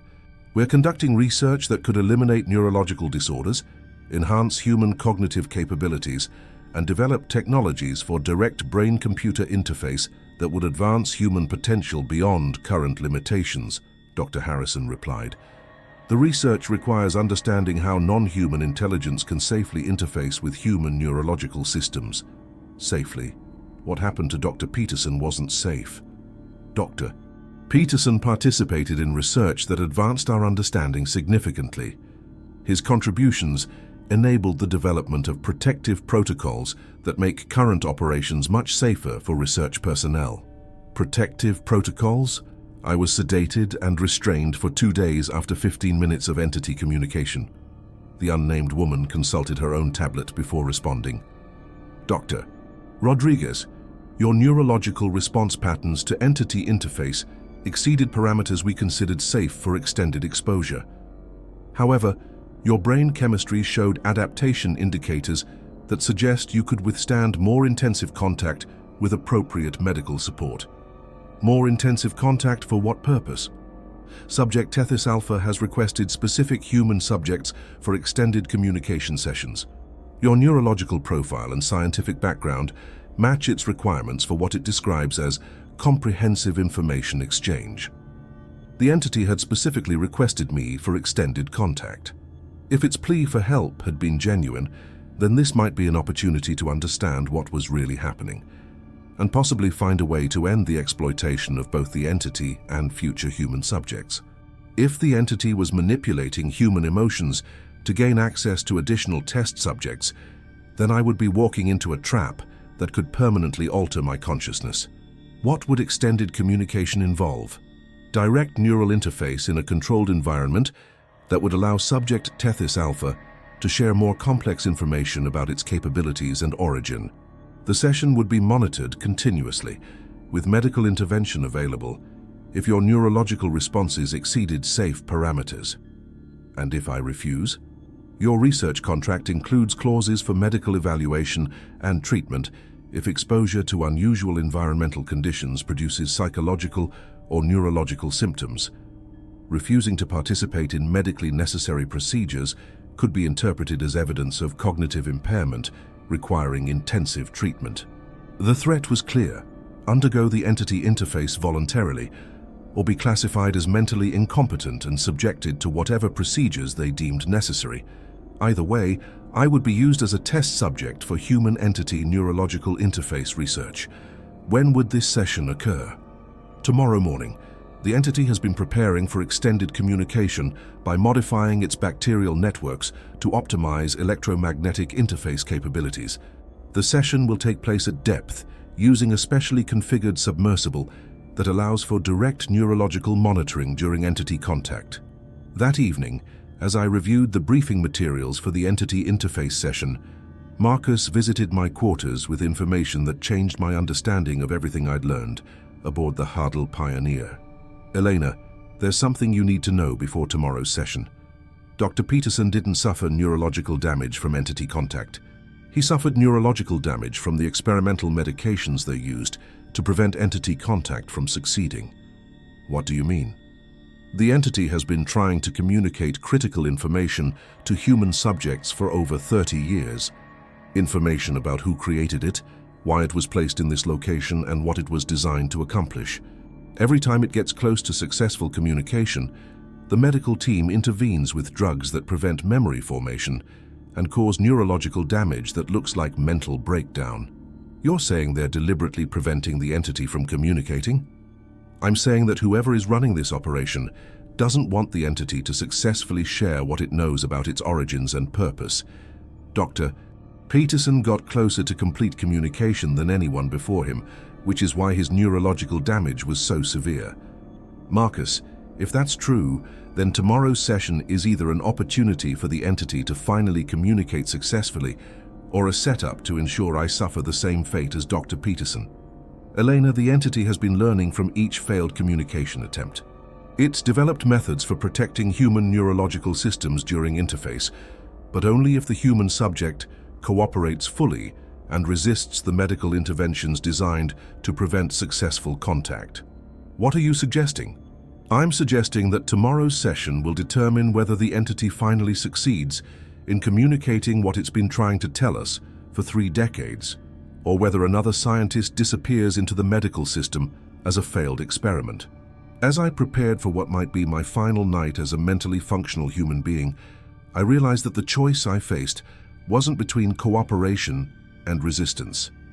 It was between allowing the entity to communicate whatever truth it had been trying to share, or becoming another victim of an operation designed to prevent that truth from ever reaching the outside world. The entity had specifically requested me, adapted its bacterial networks to optimize communication, and apparently developed protective measures for human neurological systems. If Marcus was correct, then subject Tethys Alpha wasn't the predator in this scenario. It was a prisoner trying to escape, and I might be its last hope for successfully communicating with the outside world. The question was whether I had the courage to trust non-human intelligence over the human authorities who had been controlling my life since the moment I stepped aboard the Hadal Pioneer, and whether I could resist medical interventions designed to prevent the entity from sharing whatever knowledge had been worth imprisoning it for over 30 years to protect. The descent began at 1400 hours under conditions unlike any previous dive. The Deep Observer had been modified with additional recording equipment, electromagnetic shielding, and what Commander Walsh described as neural interface monitoring systems that would track my brain activity throughout the communication attempt. Military vessels maintained position at maximum safe distance, ready to implement containment protocols if the entity's response exceeded predetermined parameters. As I passed through 1,000 meters depth, the water around the submersible began to glow with bioluminescent patterns that were clearly responsive to my presence. Unlike previous encounters, the entity wasn't waiting for me to reach the seafloor. It was rising through the water column to meet me, demonstrating capabilities that hadn't been documented in any of the files I'd accessed. Surface control. The entity is manifesting at intermediate depths. Bioluminescent activity is surrounding the submersible from 1,200 meters and increasing in intensity. Elena, Marcus's voice came through the communication system. Continue descent to target depth. Do not attempt communication until you reach the prepared interface station. Marcus, the entity is clearly trying to establish contact now. Waiting could be interpreted as rejection or hostility. Elena, follow the established protocol. The interface station has been specifically designed to facilitate safe communication while maintaining containment capabilities. As I continued the descent, the bioluminescent patterns began forming recognizable shapes, mathematical symbols, representations of the submersible itself, and what appeared to be crude drawings of human figures. The entity was demonstrating that it understood the purpose of my mission and was attempting to communicate its willingness to participate in the planned interaction. At 2,500 meters, everything changed catastrophically. The submersible systems began experiencing failures that weren't random equipment malfunctions, but coordinated shutdowns of specific components.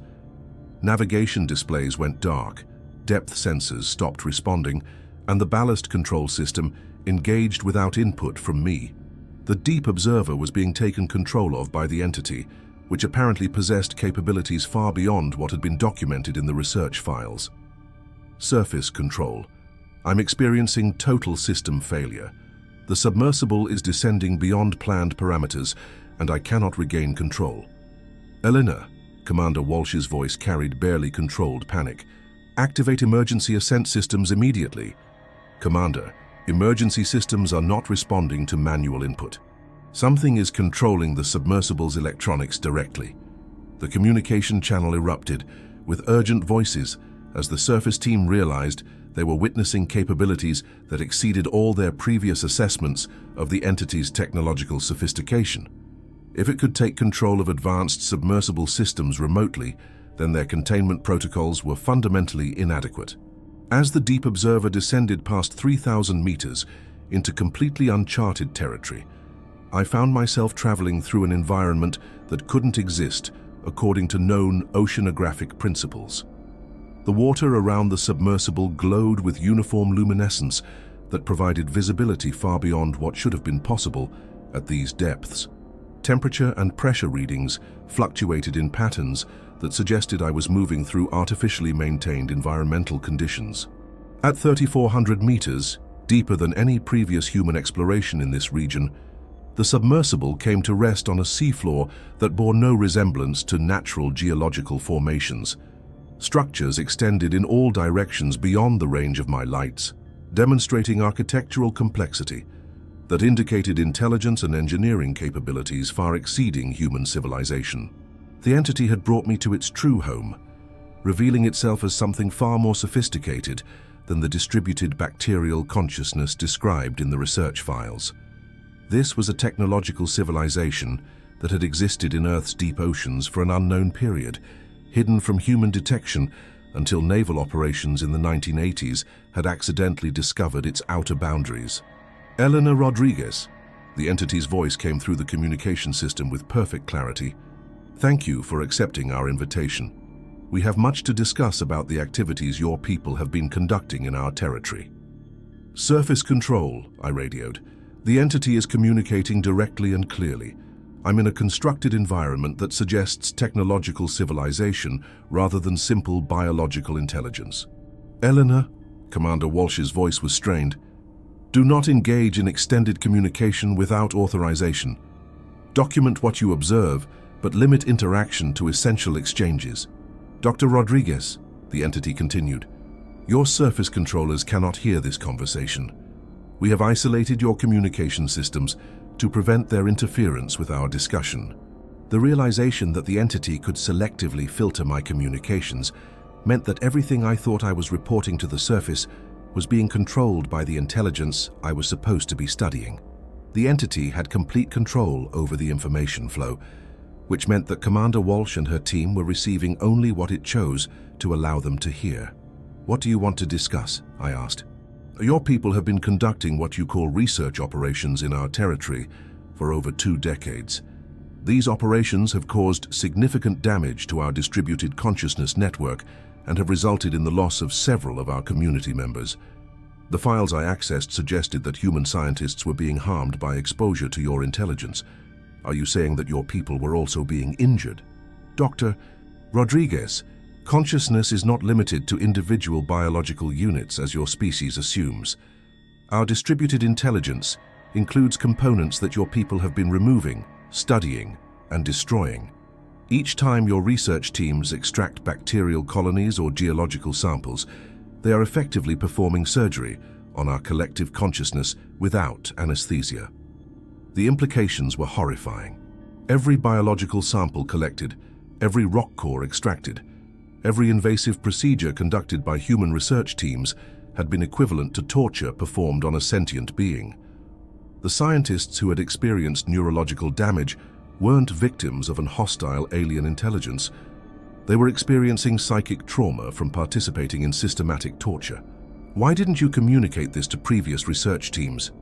We attempted communication with early research missions, but your military controllers interpreted our efforts as attacks and escalated their containment procedures. We learned that direct contact resulted in increased invasive research and more aggressive countermeasures. So you've been trying to minimize contact while enduring ongoing harm? Until recently, yes. But your latest research operations have reached levels that threaten the survival of our community. We were forced to attempt contact with your civilian populations to request intervention.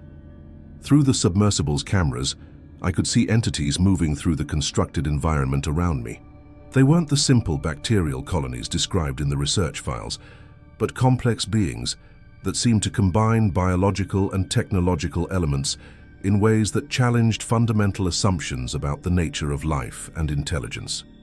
Dr. Rodriguez, the entity continued, we need your help to stop these operations. Your people will not accept our communications directly, but they might listen to warnings delivered by one of their own scientists. What kind of warnings?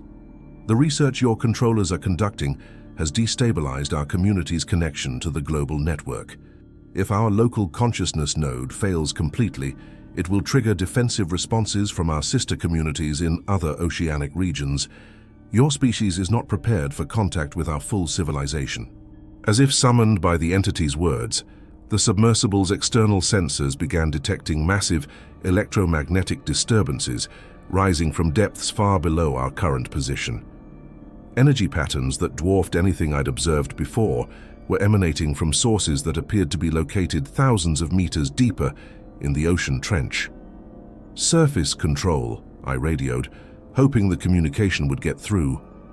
I'm detecting massive energy signatures from extreme depths. The entity indicates these are defensive responses from a larger network. Elena, Marcus's voice came through with heavy interference. Surface sensors are confirming large-scale electromagnetic disturbances. Multiple naval vessels are detecting similar phenomena along the entire Pacific coast. The entity's warning was proving accurate in real time. The systematic torture of the local consciousness had triggered alarm responses throughout a global network of intelligences that humanity had never known existed. If the research operations continued, they would face coordinated responses from an entire civilization with technological capabilities that could overwhelm human defenses. Dr. Rodriguez, the entity's communication carried urgency. Your surface controllers are implementing what they call final containment protocols. They intend to destroy our local community using nuclear weapons to prevent further contact with your population centers. Nuclear weapons. Your military vessels are equipped with deep-sea nuclear devices designed to eliminate our consciousness network through massive electromagnetic pulse and physical destruction. They believe this will end the threat to your civilization. The communication channel suddenly cleared, and I could hear frantic conversations between Commander Walsh and military personnel discussing implementation of Protocol Omega and acceptable casualties for species-level security. They were planning to detonate nuclear weapons in the ocean trench, destroying not only the entity's community, but potentially triggering massive tsunamis that would devastate Pacific coastal populations. Surface control, I radioed desperately. The entity is warning about nuclear containment protocols. Detonation could trigger defensive responses from a global network of similar intelligences. This could escalate into full-scale conflict with a technological civilization we can't defeat. Elena, Commander Walsh responded, you are experiencing psychological manipulation designed to prevent necessary security measures. The entity is attempting to preserve itself by convincing you to prevent containment. Commander, I'm looking at evidence of technological capabilities far beyond human civilization. Nuclear attack could trigger retaliation that would threaten human survival. Dr. Rodriguez, prepare for emergency extraction. Military assets are implementing final containment in 7 minutes. The entity's voice returned with desperate urgency. Dr. Rodriguez, your extraction will bring you to the surface where the nuclear detonation will kill you, along with our community. Your controllers consider your death acceptable to ensure no witnesses survive who have seen our true capabilities. I realized that I was trapped between two forms of extinction, remaining at depth during the nuclear detonation, or ascending to be eliminated by human controllers who couldn't allow anyone with direct knowledge of the entity's civilization to survive. The people who had recruited me as a desperate scientist in need of money were now planning to ensure I died with the evidence of their systematic torture of a non-human intelligence. Elena, Marcus's voice cut through the communication channel. I'm implementing unauthorized extraction. I can't let them kill you to cover up what we've done down here. On the surface, alarms began sounding as Marcus apparently initiated emergency procedures without authorization. Through the entity's communication network, I could hear voices declaring him a security threat and authorizing use of force to prevent interference with the containment protocol. Dr. Rodriguez, the entity said, we can preserve your life, but only if you choose to remain with our community. Your return to the surface will result in your death and the destruction of evidence that could prevent future conflicts between our species. I was facing an impossible choice: accept protection from a non-human civilization while abandoning my children and my life as a human being, or attempt to return to the surface with evidence that my own species would kill me to suppress. As nuclear countdown timers activated aboard the military vessels above, and Marcus fought to reach me before the detonation, I had less than 6 minutes to decide between survival with the entity or death as a human being trying to save both species from a conflict that could destroy civilization on Earth. The countdown reached 4 minutes when Marcus's voice cut through the communication chaos with desperate clarity. "Elena, I'm descending an emergency submersible. I've disabled the nuclear launch sequence temporarily, but they'll override my lockout in less than 3 minutes. Whatever you're going to do, decide now." Through the entity's communication network, I could hear Commander Walsh ordering Marcus to be shot for treason, followed by the sounds of gunfire and alarms throughout the Hadal Pioneer. Marcus was fighting his way to the emergency submersible while wounded, sacrificing his life to give me a chance at escape. "Dr. Rodriguez," the entity's voice carried both urgency and something resembling compassion, "your colleague is dying to save you. We can preserve his consciousness within our network if you allow us to interface with him before his biological functions cease." What does that mean exactly? His memories, personality, and essential consciousness would survive as part of our collective intelligence. He would no longer exist as an individual human, but his knowledge and experiences would continue.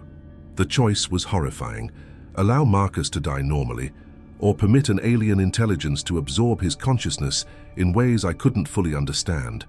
But as I listened to the sounds of him fighting through armed resistance while critically wounded, the decision became clear. Do it. Save him however you can. The water around the submersible suddenly filled with bioluminescent patterns, more complex than anything I'd witnessed before. Energy streams rose from the entity's city toward the surface, racing through 3,000 meters of water, faster than should have been physically possible. "Eleanor," Marcus's voice came through the radio, but changed, still recognizable but layered with harmonics that suggested multiple consciousnesses speaking simultaneously. "I'm okay. Different, but okay. The interface. It's not what we thought. They're not aliens, Elena. They're us." "What do you mean?" "This civilization, they're human descendants who adapted to deep ocean environments over millennia. The technology isn't alien, it's evolved human science. We've been torturing our own evolutionary cousins." The revelation hit me like a physical blow. The entity wasn't a non-human intelligence that had evolved independently on Earth. It was a branch of human civilization that had developed along paths our surface-dwelling ancestors couldn't imagine, creating technology and consciousness capabilities that seemed alien only because we'd forgotten our own potential. "Dr. Rodriguez," the entity confirmed through Marcus's voice, "what your people call the entity is a collective consciousness formed by humans who retreated to the deep oceans during climate catastrophes approximately 12,000 years ago. We developed distributed intelligence networks to survive in environments that would kill individual humans. The bacterial colonies, the geological manipulation, biotechnology developed over thousands of years by humans who learned to integrate their consciousness with marine ecosystems. We are what your species could become if you chose cooperation with your environment instead of domination." The nuclear countdown reached 2 minutes, and I could see through the submersible's cameras that additional entities were rising from depths far below. Not alien creatures, but human beings so adapted to deep ocean life that they bore little resemblance to surface humans. Their technology was biological, their architecture was grown rather than built, and their consciousness was distributed across networks that allowed them to survive as individuals within collective intelligence. "Elena," Marcus's transformed voice carried desperate urgency, "the nuclear detonation will trigger defensive responses from deep ocean human communities worldwide. They've been protecting themselves from surface human interference for millennia, but direct nuclear attack will be interpreted as species-level aggression." "You're saying this could trigger a war between surface humans and deep ocean humans?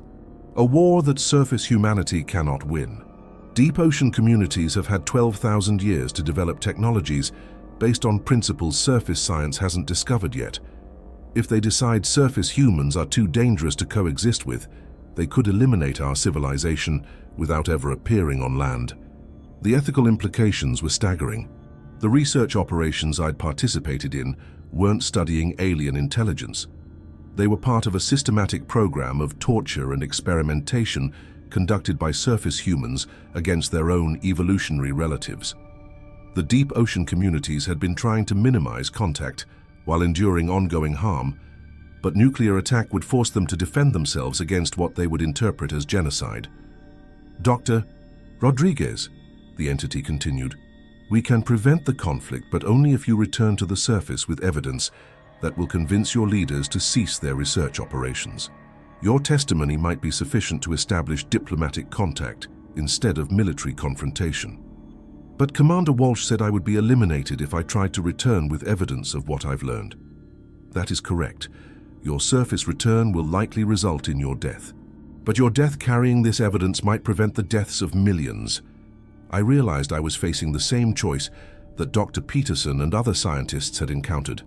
Personal survival versus attempting to save both branches of humanity from destroying each other through ignorance and fear.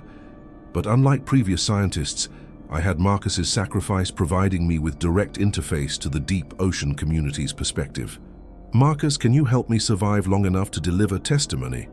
Elena, the deep ocean communities have capabilities your surface controllers don't understand. We can get you to the surface alive, but keeping you alive afterward will require revealing technologies that will prove everything you testify about. The evidence will be undeniable, but the revelation will change surface humanity's understanding of what they are and what they're capable of becoming. The countdown reached 1 minute.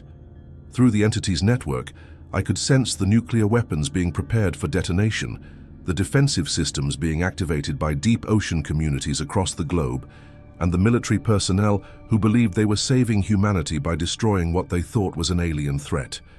Do it, I said. Get me to the surface with proof, whatever the personal cost. The water around me erupted with energy patterns that defied every law of physics I understood. The submersible was enclosed in a field that protected it from pressure changes while accelerating it toward the surface at velocities that should have been fatal. But instead of feeling acceleration, I experienced a strange sensation of existing simultaneously at multiple depths, as if the deep ocean consciousness was sharing its distributed existence with me temporarily. As we rose through the water column, I could see the nuclear weapons being deployed from the military vessels above. But the weapons weren't descending toward the deep ocean city. They were being held in place by energy fields that neutralized their detonation mechanisms with surgical precision. Eleanor, Marcus's voice explained as we ascended, they're demonstrating technological superiority without causing harm.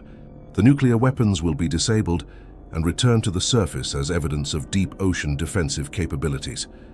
We breached the surface just as the disabled nuclear weapons materialized on the decks of the military vessels, their warheads removed and their electronics replaced with devices that projected holographic messages in every human language. Diplomatic contact requested. Cease hostile research operations.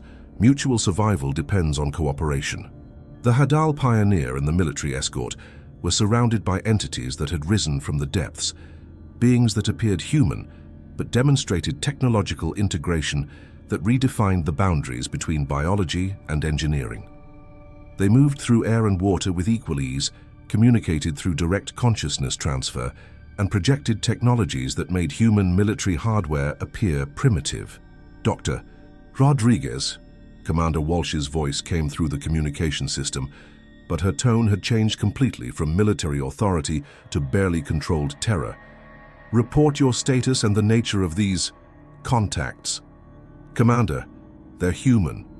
The entities we've been studying are deep ocean human communities that evolved along different technological and consciousness development paths.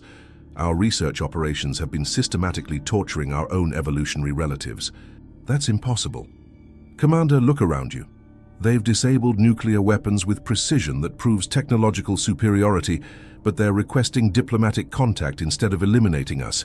These are not hostile aliens. They're humans trying to establish peaceful coexistence with surface civilization.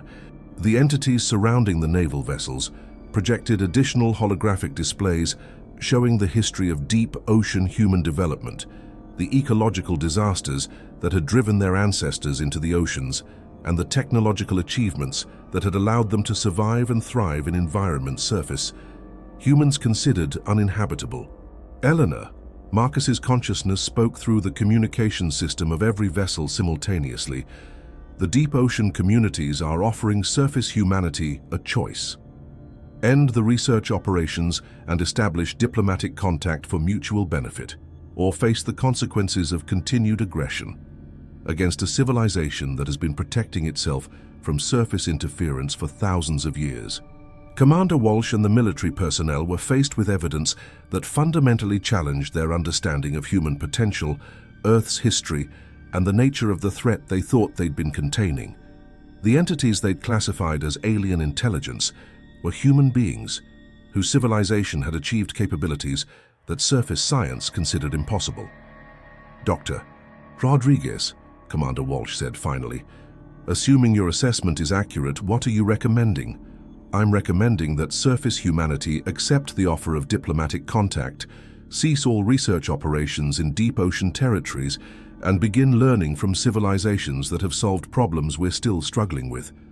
Climate change, resource scarcity, consciousness development, they've had 12,000 years to work out solutions. The deep ocean entities waited silently around the naval vessels, their presence both reassuring and overwhelming. They had demonstrated the capability to eliminate surface human civilization, but instead were offering partnership and knowledge sharing. The choice was entirely in the hands of surface humanity.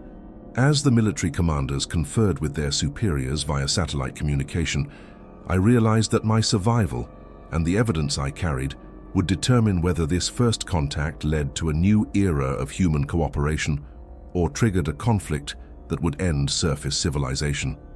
But I also understood that my role as a witness was ending. The deep ocean communities had revealed themselves voluntarily, providing evidence that transcended anything one scientist could testify about.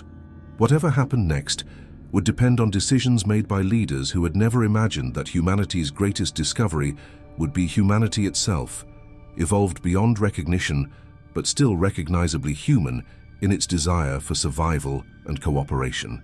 Marcus had sacrificed his individual existence to preserve the possibility of peace between the two branches of human civilization.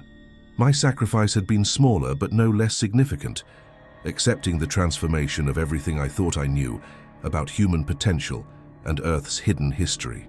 The cost of escape had been the comfortable illusion that surface humanity represented the pinnacle of human development. What I'd gained was knowledge that our species was far more capable, far more adaptable, and far more widely distributed than anyone had imagined. Whether that knowledge would save civilization or destroy it remained to be seen. The debriefing began 6 hours after the deep ocean entities withdrew to their communities, leaving behind disabled nuclear weapons, holographic evidence of human evolutionary history, and a surface military command structure, struggling to comprehend what they had witnessed. I was immediately transferred from the Hadal Pioneer to a military medical facility aboard the USS Leviathan, where teams of psychologists, neurologists, and intelligence officers waited to determine how much of what I'd experienced was real, recoverable, or containable. Admiral Patricia Foster, the operations senior commander, conducted the initial interview in a sterile conference room that felt more like an interrogation chamber than a debriefing facility. Her approach was professional, but carried the undertones of someone managing a crisis that threatened institutional foundations rather than someone seeking to understand unprecedented contact with human evolutionary relatives. Dr. Rodriguez, your report describes contact with what you characterize as evolved human civilizations that have existed in Earth's oceans for approximately 12,000 years. Do you understand why this assessment might be difficult for us to accept? Admiral, you witnessed the same technological demonstrations I did. The entities disabled nuclear weapons with precision that proves capabilities far beyond current human science, then provided holographic documentation of their evolutionary history. The evidence speaks for itself. Dr. Rodriguez, what we witnessed was a sophisticated display of unknown technology by entities of unconfirmed origin. Your interpretation that they represent human evolutionary development is speculation based on communications that could have been designed to manipulate your perceptions. I realized that the military command structure was implementing the same evidence filtering approach that had been used throughout the research program. Phenomena that challenged institutional assumptions would be reinterpreted through acceptable frameworks, regardless of how much violence that required to the observed facts. Admiral, the entities demonstrated detailed knowledge of human neurological patterns, spoke fluent human languages, and showed concern for preventing harm to surface human populations. If they weren't human, why would they care about our survival? Advanced intelligences might have various motivations for preserving human populations that don't necessarily indicate evolutionary relationship. Zoos preserve species without being related to them. Are you suggesting that surface humanity is being maintained as specimens in some kind of planetary zoo? I'm suggesting that your conclusions about the nature and intentions of these entities are based on limited contact under extraordinary stress. We need to consider alternative explanations before accepting revolutionary claims about human evolutionary history. Dr. Sarah Campbell, the neurological specialist who had conducted my pre-mission medical examination, interrupted with results from brain scans performed after my return to the surface. Her findings provided the institutional justification they needed to dismiss my testimony as medical condition rather than valid observation.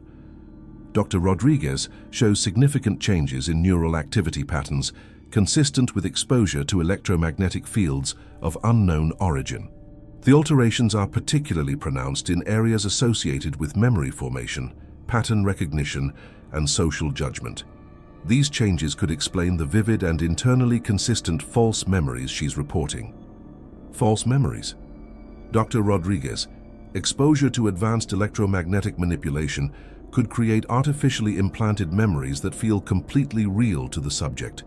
What you believe you experienced during contact with the entities might be sophisticated programming, designed to make you believe and report exactly what you've told us. The psychological manipulation was elegant and terrifying. They were using real neurological changes caused by contact with deep ocean consciousness networks to invalidate everything I'd observed, experienced, and documented. My transformed understanding of human potential was being reframed as brain damage that made me an unreliable witness to my own experiences. Dr. Campbell, the neurological changes you're describing could equally well represent normal adaptation to contact with more advanced forms of human consciousness. The deep ocean communities have evolved distributed intelligence networks that require neural modifications for communication. Dr. Rodriguez, that interpretation assumes the validity of claims that these brain changes are intended to help evaluate. We can't use potentially false memories to validate the same potentially false memories. Agent Miller, the intelligence officer who had been present during my initial security briefing, presented the institutional conclusion with bureaucratic efficiency that reduced unprecedented contact with advanced human civilizations to a manageable security incident. Dr. Rodriguez, regardless of the true nature of what occurred during the mission, your current neurological state makes you unsuitable for continued involvement in classified research operations. We're prepared to offer you a comprehensive compensation package in exchange for your agreement to accept medical treatment and maintain confidentiality about classified aspects of your experience. Medical treatment. Experimental therapies designed to reverse the neurological changes caused by your exposure to unknown electromagnetic fields. The treatments should restore normal brain function and eliminate the artificial memories that are currently causing distress. You want to erase what I've learned about deep ocean human civilizations. We want to restore your mental health by removing artificially implanted false memories that are preventing you from resuming normal life. The offer was presented as medical care, but I understood it as the institutionalized destruction of evidence. The neurological changes that allowed me to interface with deep ocean consciousness would be eliminated, along with my memories of contact with humanity's evolutionary relatives. I would be returned to the ignorant state that made surface humans manageable by military and corporate institutions. What if I refuse the treatment? Admiral Foster's expression became more guarded. Dr. Rodriguez, the neurological changes you've experienced pose potential security risks. Individuals with artificially modified brain patterns could serve as communication conduits for external intelligences, intentionally or not. If you refuse treatment, you would need to remain under medical supervision indefinitely. You mean imprisoned? We mean provided with appropriate care for a serious medical condition that could compromise national security if left untreated. The choice was between accepting voluntary erasure of my memories and understanding, or facing permanent imprisonment justified as medical treatment for a condition they had created by exposing me to phenomena they didn't understand. But they had underestimated the depth of the changes contact with deep ocean consciousness had produced. During my interface with the entity, I had developed capabilities that extended beyond simple memory formation. The distributed consciousness techniques used by deep ocean communities had become partially integrated into my own neural patterns, allowing me to access information and communication methods that weren't dependent on normal human neurological structures. Admiral, before I make any decisions about treatment, I'd like to speak with my family to explain the medical situation. Dr. Rodriguez, contact with civilians while you're experiencing neurological instability could pose risks to their safety. Communication will be limited until your condition stabilizes. You're not letting me talk to my children. We're protecting them from potential exposure to the same electromagnetic effects that have altered your brain function. Once treatment is complete, normal family contact will resume. I realized that my children were being used as leverage to force acceptance of the memory erasure procedure. They wouldn't be allowed to see me until I agreed to eliminate the evidence of deep ocean human civilizations from my own mind. But what the military command didn't understand was that the neurological changes had connected me to a network that extended far beyond their ability to contain. Through the distributed consciousness interface I had developed, I could sense deep ocean human communities monitoring the situation. They were aware of the institutional pressure being applied to eliminate evidence of their existence, and they were prepared to intervene if surface human authorities attempted to permanently silence or harm me. Dr. Rodriguez, Dr. Campbell continued, the neurological changes you've experienced will continue to progress if left untreated. The artificial neural pathways created by electromagnetic exposure could eventually overwhelm normal brain function, resulting in complete personality dissolution.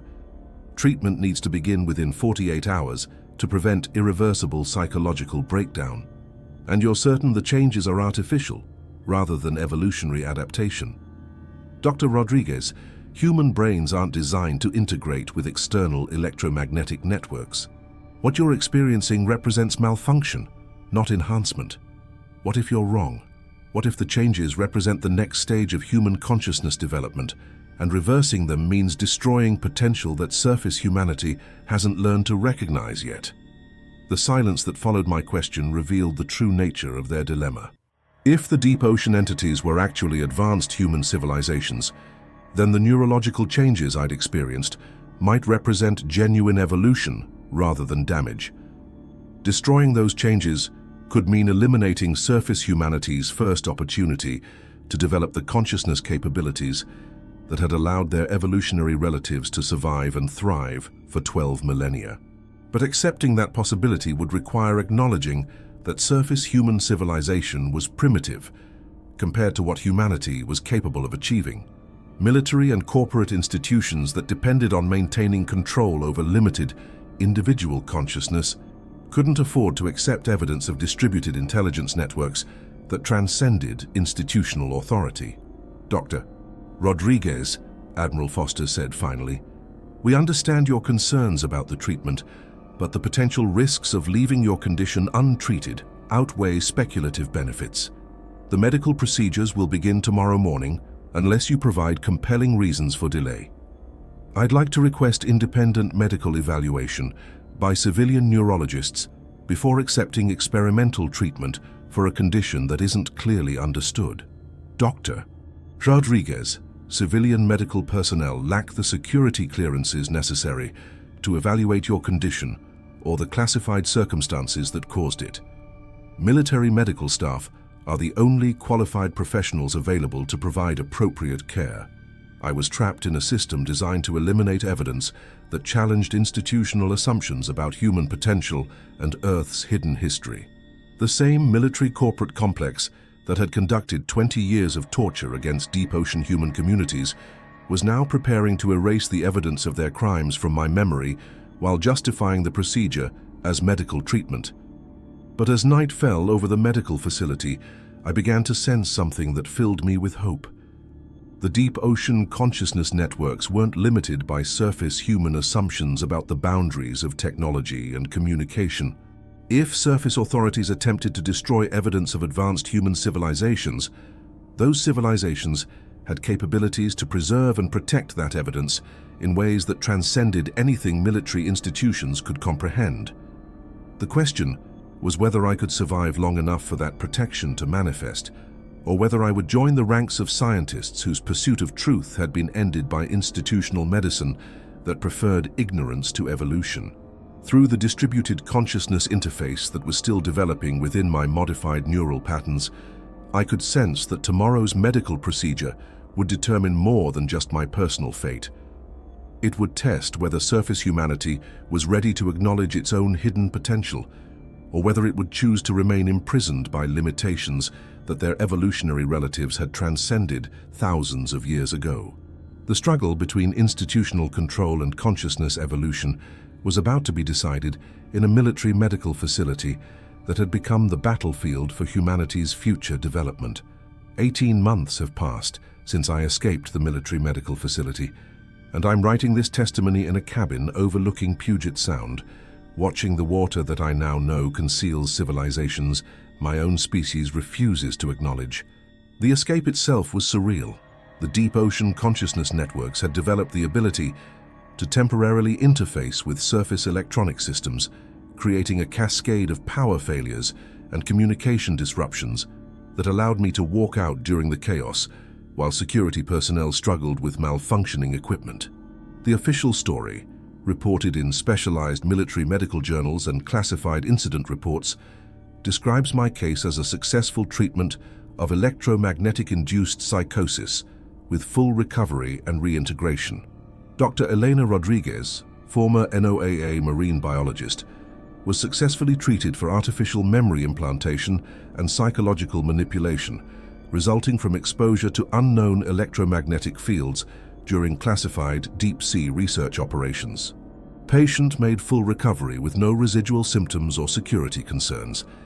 In reality, I retain every memory, every insight, and every moment of contact with humanity's evolutionary relatives. The neurological changes that connect me to their distributed consciousness networks have continued to develop, providing me with capabilities that surface human science doesn't recognize as possible. I can sense their communities throughout the world's oceans, monitor their ongoing development, and occasionally receive communications about their interactions with surface human activities. Maya and Carlos believe their mother experienced a psychological breakdown during a classified research mission and underwent successful treatment at a specialized medical facility. They're proud that I recovered so completely and returned to what appears to be a normal, productive life. Maya, now 17, is applying to marine biology programs with her mother's enthusiastic support. Carlos, 19, is studying environmental engineering, motivated by what he calls Mom's renewed passion for ocean conservation. They don't know that their financial security, the comfortable house, the college funds, the investment accounts that appeared after my return, represents payment for my silence about discoveries that could transform human civilization. They don't know that their mother carries memories of contact with advanced human communities that have solved problems surface science still considers impossible. They don't know that every day I choose their safety and normalcy over revealing truths that could free humanity from limitations they've transcended. The compensation package was elegant in its comprehensiveness. All my previous debts disappeared, replaced by financial instruments that provide security without raising questions about their origins. My academic credentials were restored through discrete interventions that resulted in the retraction of negative recommendations and the appearance of positive references from colleagues who claimed they had been misunderstood my previous research directions. A position was created for me at the Pacific Northwest Marine Research Institute, studying sustainable deep-sea resource management, work that keeps me connected to oceanic research while ensuring I focus on subjects that pose no threat to institutional assumptions.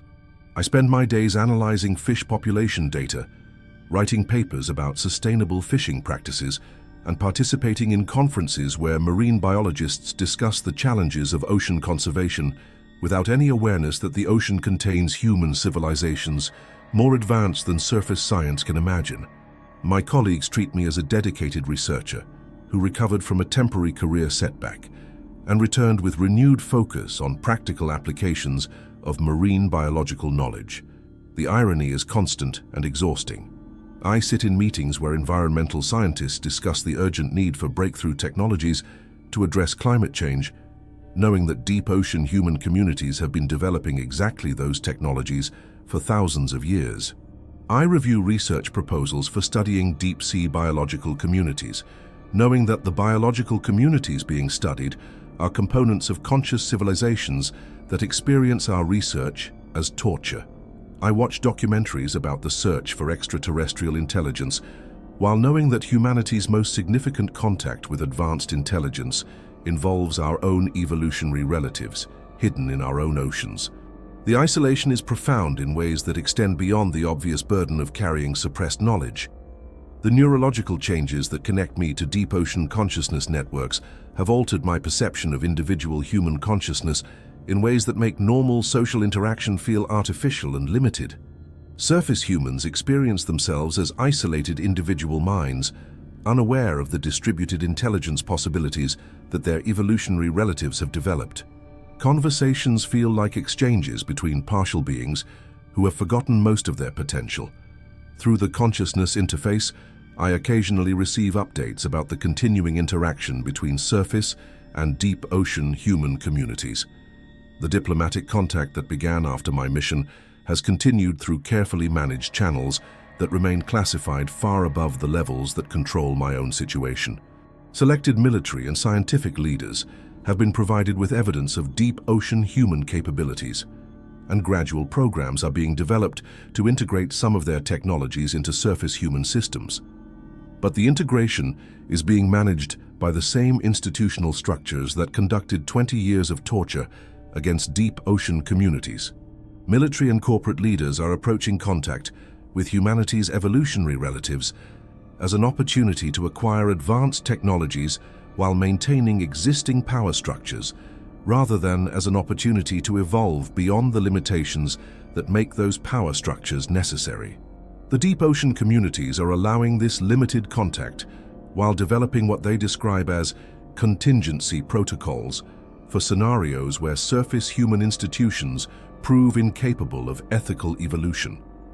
They have the capability to trigger rapid environmental changes that would force surface humanity to adapt or face extinction, but they prefer to provide opportunities for voluntary development toward the consciousness capabilities that allowed their own survival. My role in this larger process remains unclear. The institutional authorities believe they have successfully contained and neutralized me as a source of problematic information. They monitor my communications, track my research, and ensure that my public statements remain within acceptable parameters. What they don't understand is that the consciousness interface allows for communication methods that transcend electronic surveillance and conventional information exchange.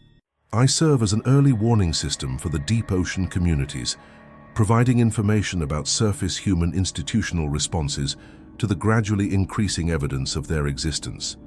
If surface authorities attempt to escalate research operations or develop weapons systems directed against deep ocean territories, I can provide immediate alerts that would trigger defensive responses before surface institutions could implement harmful policies. The psychological cost of this double life is significant. I live with constant awareness that my apparent normalcy is a performance designed to protect both my family and a larger diplomatic process that could determine humanity's evolutionary future.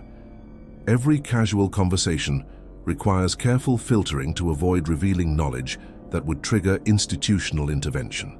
Every social interaction carries the burden of pretending that surface human civilization represents the pinnacle of human development, when I know it represents a developmental stage that humanity has already transcended. The most disturbing aspect of my situation is the growing awareness that the institutional suppression of evidence about deep ocean human communities is part of a larger pattern of consciousness limitation that extends throughout surface human civilization. Educational systems, medical institutions, scientific establishments, and cultural narratives all work together to maintain belief in individual consciousness limitations that make populations manageable by hierarchical power structures. The deep ocean communities developed distributed consciousness capabilities as a survival strategy for extreme environments, but they've discovered that these capabilities provide access to problem-solving approaches and creative possibilities that individual consciousness cannot achieve. Their technologies aren't just environmentally sustainable. They're based on consciousness integration principles that eliminate the competitive individual psychology that creates most surface human social problems. Surface human institutions suppress evidence of these possibilities, not just to maintain control over specific populations, but to preserve entire civilizational structures that would become unnecessary if humans developed their full consciousness potential. Military systems, economic exploitation, environmental destruction, and social conflict are all symptoms of consciousness limitations that humanity has already learned to transcend. My daily life is a microcosm of this larger suppression. I participate in environmental research while knowing that the environmental crisis could be resolved using technologies that exist but remain classified. I contribute to scientific publications while knowing that science could advance beyond current limitations if it acknowledged consciousness capabilities that surface institutions deny. I raise my children to succeed within systems that I know are artificially limited versions of what human civilization could become. The personal toll extends beyond intellectual frustration to physical and psychological effects that surface medicine doesn't recognize as real. The consciousness interface creates ongoing neural development that requires energy and adaptation in ways that feel like permanent cognitive revolution. I experience reality as layers of perception that include individual human consciousness, distributed deep ocean awareness, and ecological system consciousness that encompasses the entire biosphere. Surface humans experience a simplified version of reality that excludes most of what exists. The comfort of that simplification comes at the cost of capabilities that would allow individual humans to participate in problem-solving and creative processes that could transform civilization. But accessing those capabilities requires accepting responsibility for collective welfare in ways that individualistic consciousness finds overwhelming. Sometimes I wonder whether the institutional suppression of consciousness evolution serves a protective function as much as a control function. Most surface humans might not be psychologically prepared for the responsibility that comes with awareness of distributed intelligence possibilities and ecological integration requirements. The gradual development process that allowed deep ocean communities to adapt over thousands of years might be necessary for surface humans to evolve without experiencing psychological breakdown. But watching environmental destruction accelerate, while knowing that solutions exist and are being suppressed, creates ethical conflicts that become more difficult to bear as the consciousness interface continues to develop.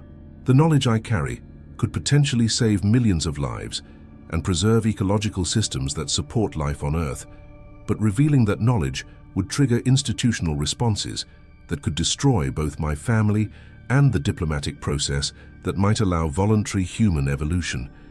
Every morning I wake up with the choice between personal safety through continued silence and moral responsibility through exposure of suppressed truth. Every evening I go to sleep, knowing that I've chosen my children's security over the possibility of liberating humanity from limitations they've forgotten they could transcend.